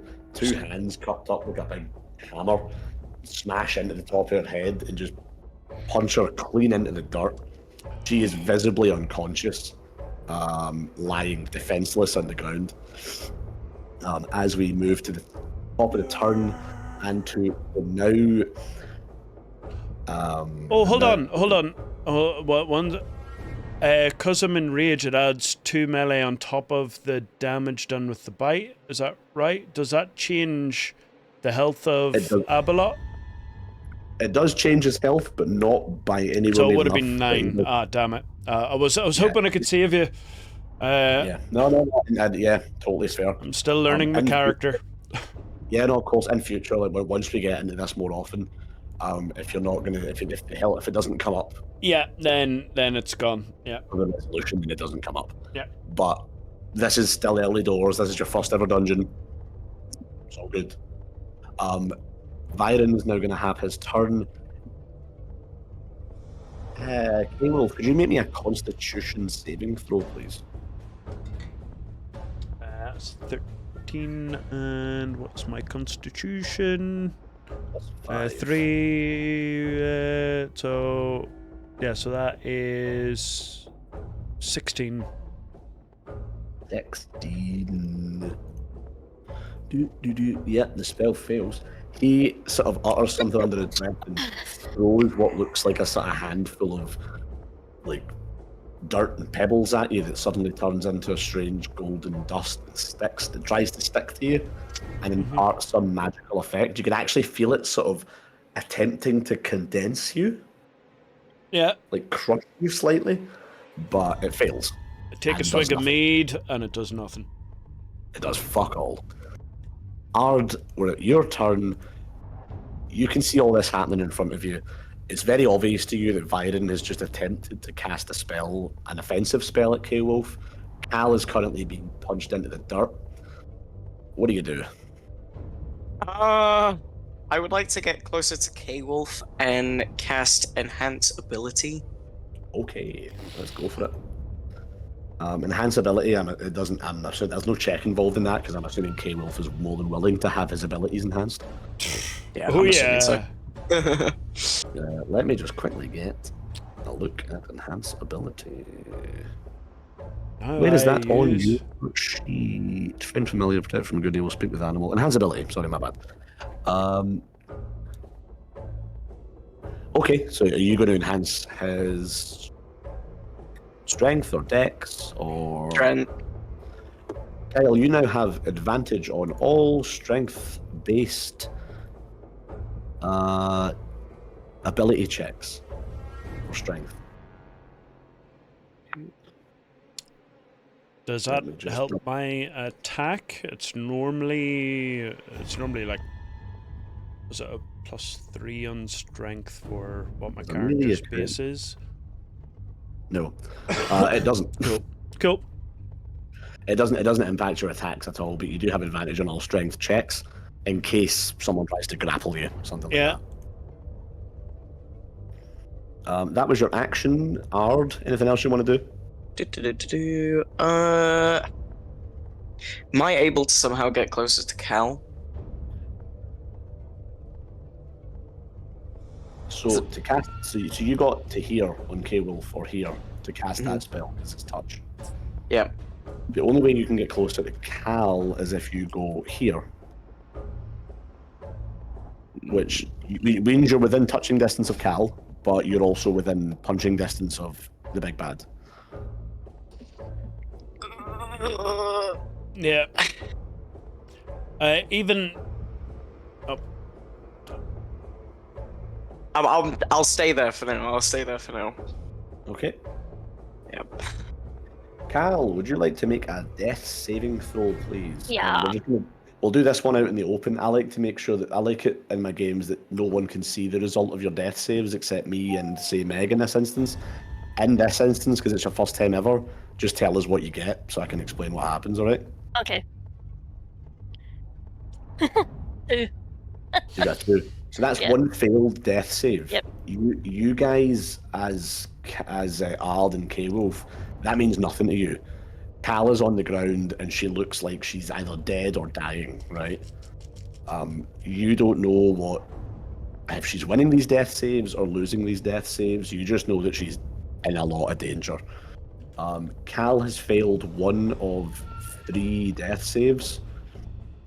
If you get 3 fails, you die. That's you. Game over. 3 Yep. successes means you're up on 1 HP and conscious. You're stabilized. You're not conscious. You're not actively dying anymore. So right now, Cal is still, as far as you can see, actively dying.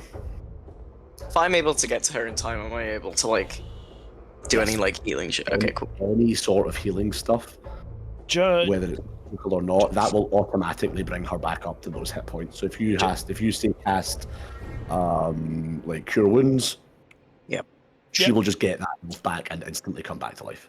How close do I need to be for that? Touching distance, so within 5 feet. Within the cure. Can you use Baldur's Gate logic where you can throw a potion on someone? Nope, because that's dumb.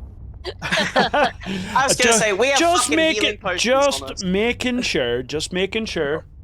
I abuse the shit out of that in Baldur's Gate because it's the dumbest fucking mechanic I've ever seen in my life. And I'm like, this is so broken, and none of my D&D games would be any fun if I could just throw potion of haste on the whole party and just have them fucking wipe everyone out. Literally, before we came into this area, we were all given health potions. Yeah. So right, I realise that we're getting a bit late here, so let's knuckle down, see how this goes. K-Wolf, we're on you. Oh, I'm gonna full hog hit this bastard right in the face. The big man. Yeah, I'm gonna do that. And natty 20. Oh yes, baby. And So is this for your claws? yeah. Right. And So the way I do nat 20 is obviously it's I was explaining to Magna as well. It's a bit different. So you know how your claws say 1d6 plus 3? We just take that as the maximum, so 9, yeah. and then just roll a d6 on top of that, and that's what you get. Which is another 6 plus 3 plus 2. No, you don't get the plus 3 or plus 2 the second time, just the Okay. first time. Does the Alright. spell I cast not do anything to add more to that? No, because enhanced strength is for strength ability checks, not for attacks, I'm afraid. So that was just essentially the highest damage I could possibly do. Yes, by quite a big margin, yeah. And he is now looking like he's falling apart, but he's still alive. And I'm gonna take my second attack because You're- I got the claws, Yes. and that is 4, and then 3 for the plus 3 for the attack, and plus 2 Yeah. because I'm in rage. So You roll the attack first to see if you hit. 9. Oh, hold on. 17 plus 5. That is 22. Yeah. You do hit. So 4, 3, and 2. So that is 9. 9. He is looking like he's beginning to fall apart here, and as he's turned his full attention to you now, K-Wolf, in an attempt to sort of he's now focusing fully on you.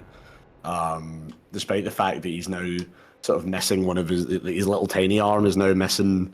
His face is just dripping this horrible black ichor instead of blood. He's falling to pieces right in front of you, but he's still alive. How fucking jacked is this dude? He is. Oh, fuck. Right. Can I use healing potion is action, isn't it? Yep. Damn it. Sort of shout over to Ard and go, I'm relying on you to to get Cal up, little guy, and end my turn. That's all I can do. Fair. All I can do. Abelot is gonna have a good time here. And he's gonna start wailing on you. He's gonna step to here, square up with you, and just start going to town. Because he moved, can I do an attack of opportunity prior to Nope. him attacking? Because he's still within 5 feet of you. He hasn't left combat. He has to leave. 5 Yeah, feet of you. yeah, he needs to move But out. yeah, Yeah. he just went from there to there. He's still adjacent to you. Sorry, I'm just trying to. I'm Nope, trying to save totally fine. myself. Totally fine, man. Totally fine. That is a 21 to hit, so that does hit. He rolls 5 plus 5, 10 bludgeoning damage. You take half of that because, again, rage. So you take 5. Yeah, I'm at 24. Yeah, can you give me a strength saving throw, please? That is Thank you. 19 plus 3, and then I've also got an advantage because of. Yeah, you're totally fine. Don't worry about it.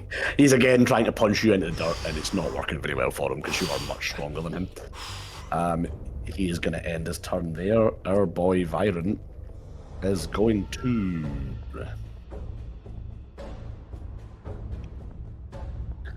He is going to cast another spell on K-Wolf. K-Wolf, can you give me another Constitution saving throw, please? Fuck off. 13 and. Where's my Constitution? 3, 16. 16. Yeah, pass again. Yep. Okay, bastard. I bet you his is around 15, isn't it? It's only because you're using physical dice now. That's it. We move then to Ard. Am I able to dash past Avalon? You wouldn't have to dash, but you would have to make a contested check.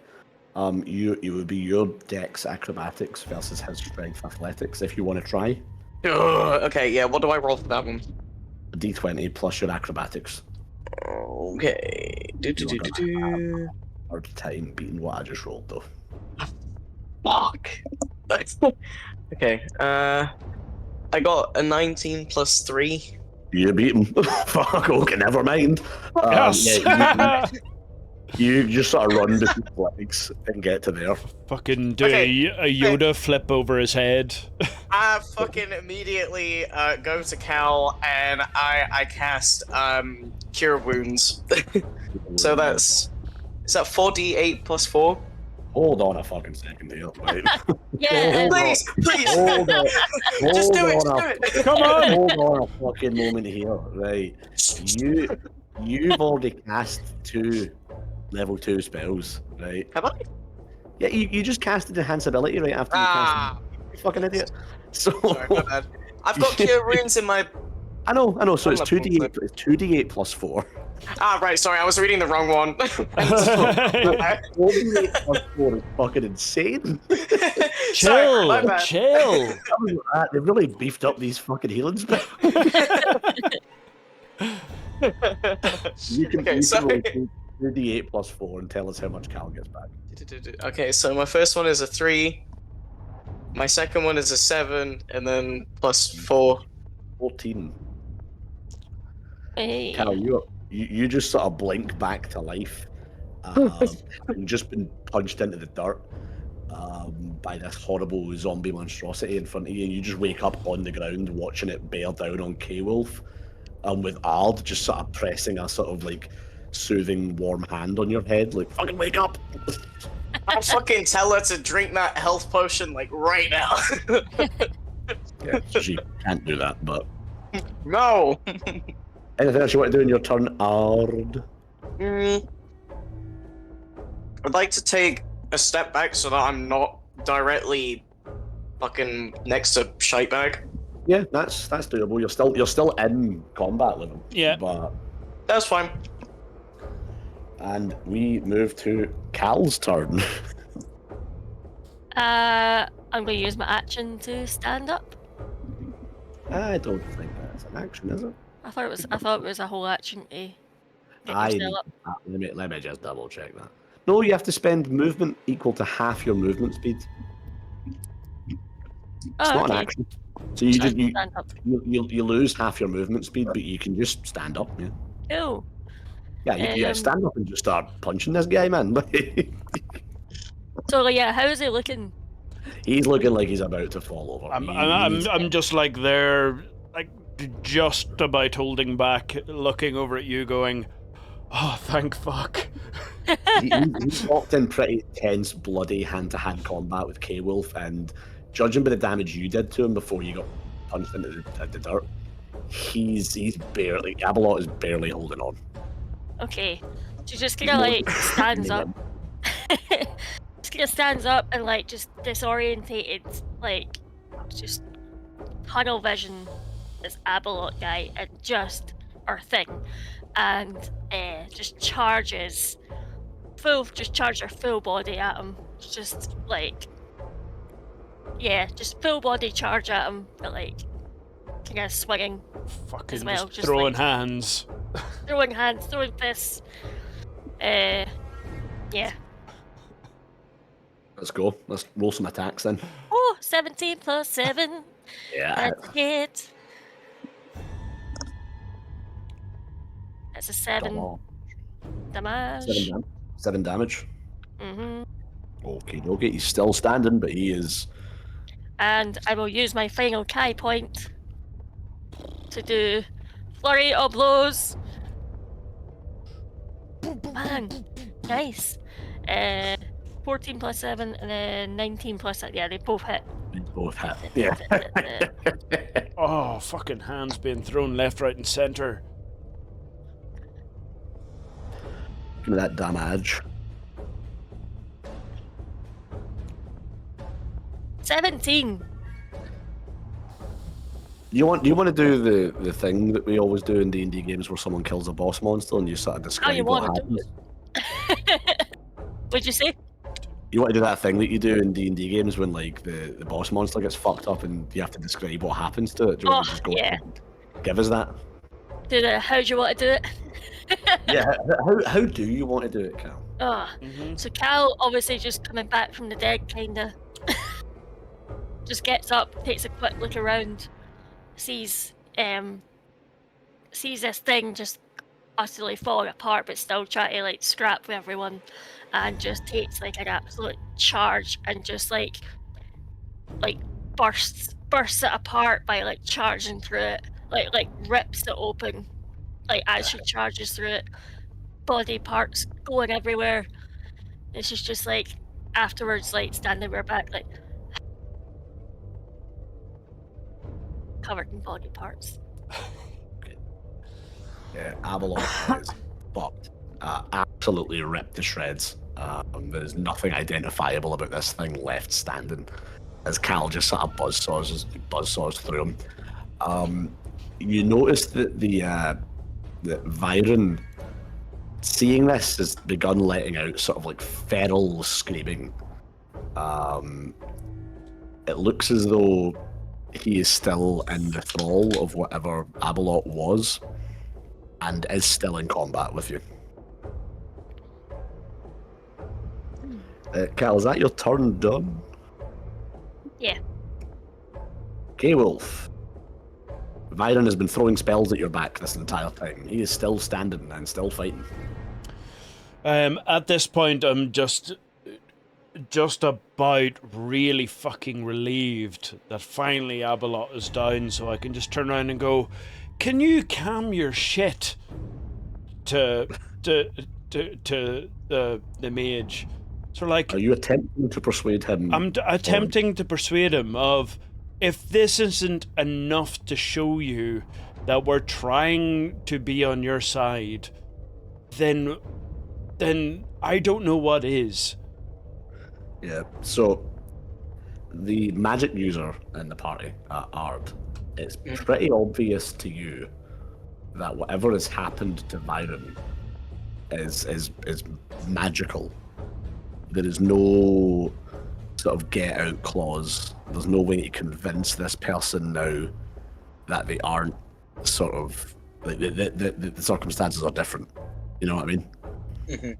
This person is, it's very clear to you, maybe not to Cal and K-Wolf, So K-Wolf is attempting to convince Viron to stand down. You know that's not going to work.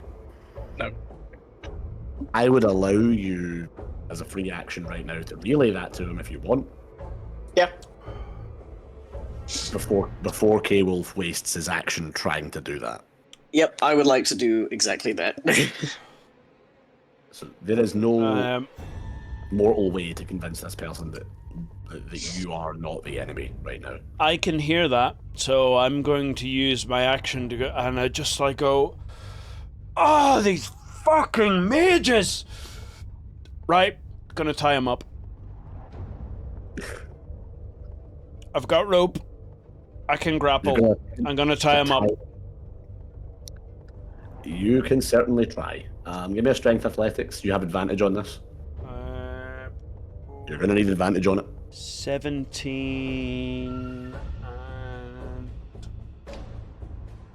16. So I'll take the 17, strength another 3, so 20, and then advantage with the strength check that was given to me on... what was that adding? So the advantage is just that you roll the dice twice. It doesn't add anything. So you're making a strength. I thought I still had the strength buff from the spell that was cast earlier. That's also just advantage. All right, so then that's 23. 23. You somehow fail that because I rolled a 20. Oh! As he manages to, in his sort of blind rage, fight you off of himself and sort of like using the wall, pushing you away from him. You fail to tie him up. Scraggly little bastard. I still don't want to attack or move away. I'm gonna stay where I am. Okay. He is going to make his attack now.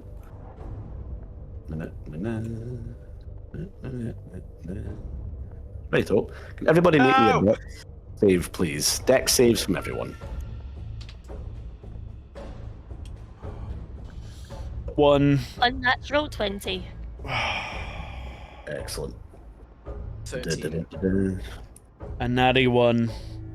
Nat 1. Don't worry, nat 1s don't count in they only count ability checks and attacks. Saving throws, it's fine. Oh, thank fuck. Oh, is it with the... Hold on. Do you say dexterity? Dexterity saving throw, yeah. Yeah. What did you get? 13 plus the 3, so 16. Yeah, so you fail as well, sad. No, you pass. Okay, so K-Wolf, you take, that was 2 6s and a 3, you take 12 fire damage. Cal, you would take 3. And Ard, you would take 6 fire damage.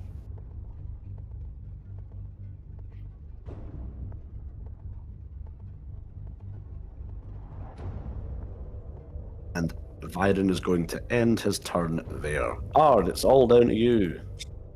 Pierce. Oh, hold on, just for that one before we head on, because I am enraged, do I not get an extra 2 if I'm under 17? No, wait, that's the breath thing, isn't it? That's the attack. You get a plus 2. Yeah, that's only if I have bite. I don't have claws. Yeah, cool. Yeah, so. Ard. I would like to get hit. That's doable. You're just Cool. standing on this giant corpse. Yep. And I would like to cast Cure Wounds again, but on K-Wolf. Okay. Thank you.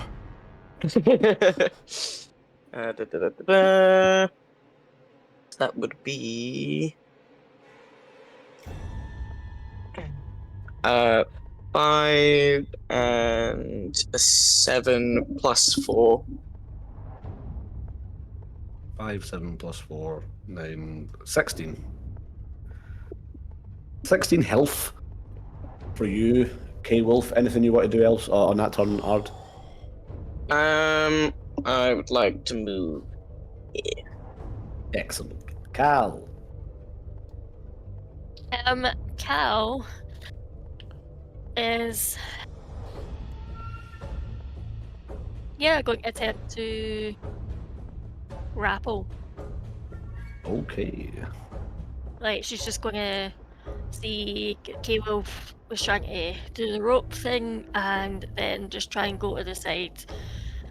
Or try to go to the side of him and like grapple him. How does that work again? The grapple? You need to make a strength athletics check, and I need to Strength try. athletics. Okay. Not gonna beat you. Not gonna beat you. Fucking shit. 21. I rolled a 1. Yes! Yes! So you have now grappled Viron. Mm-hmm. That does not stop him from fighting. Okay. You are now just both sort of stuck to each other. Yep. But that is your action.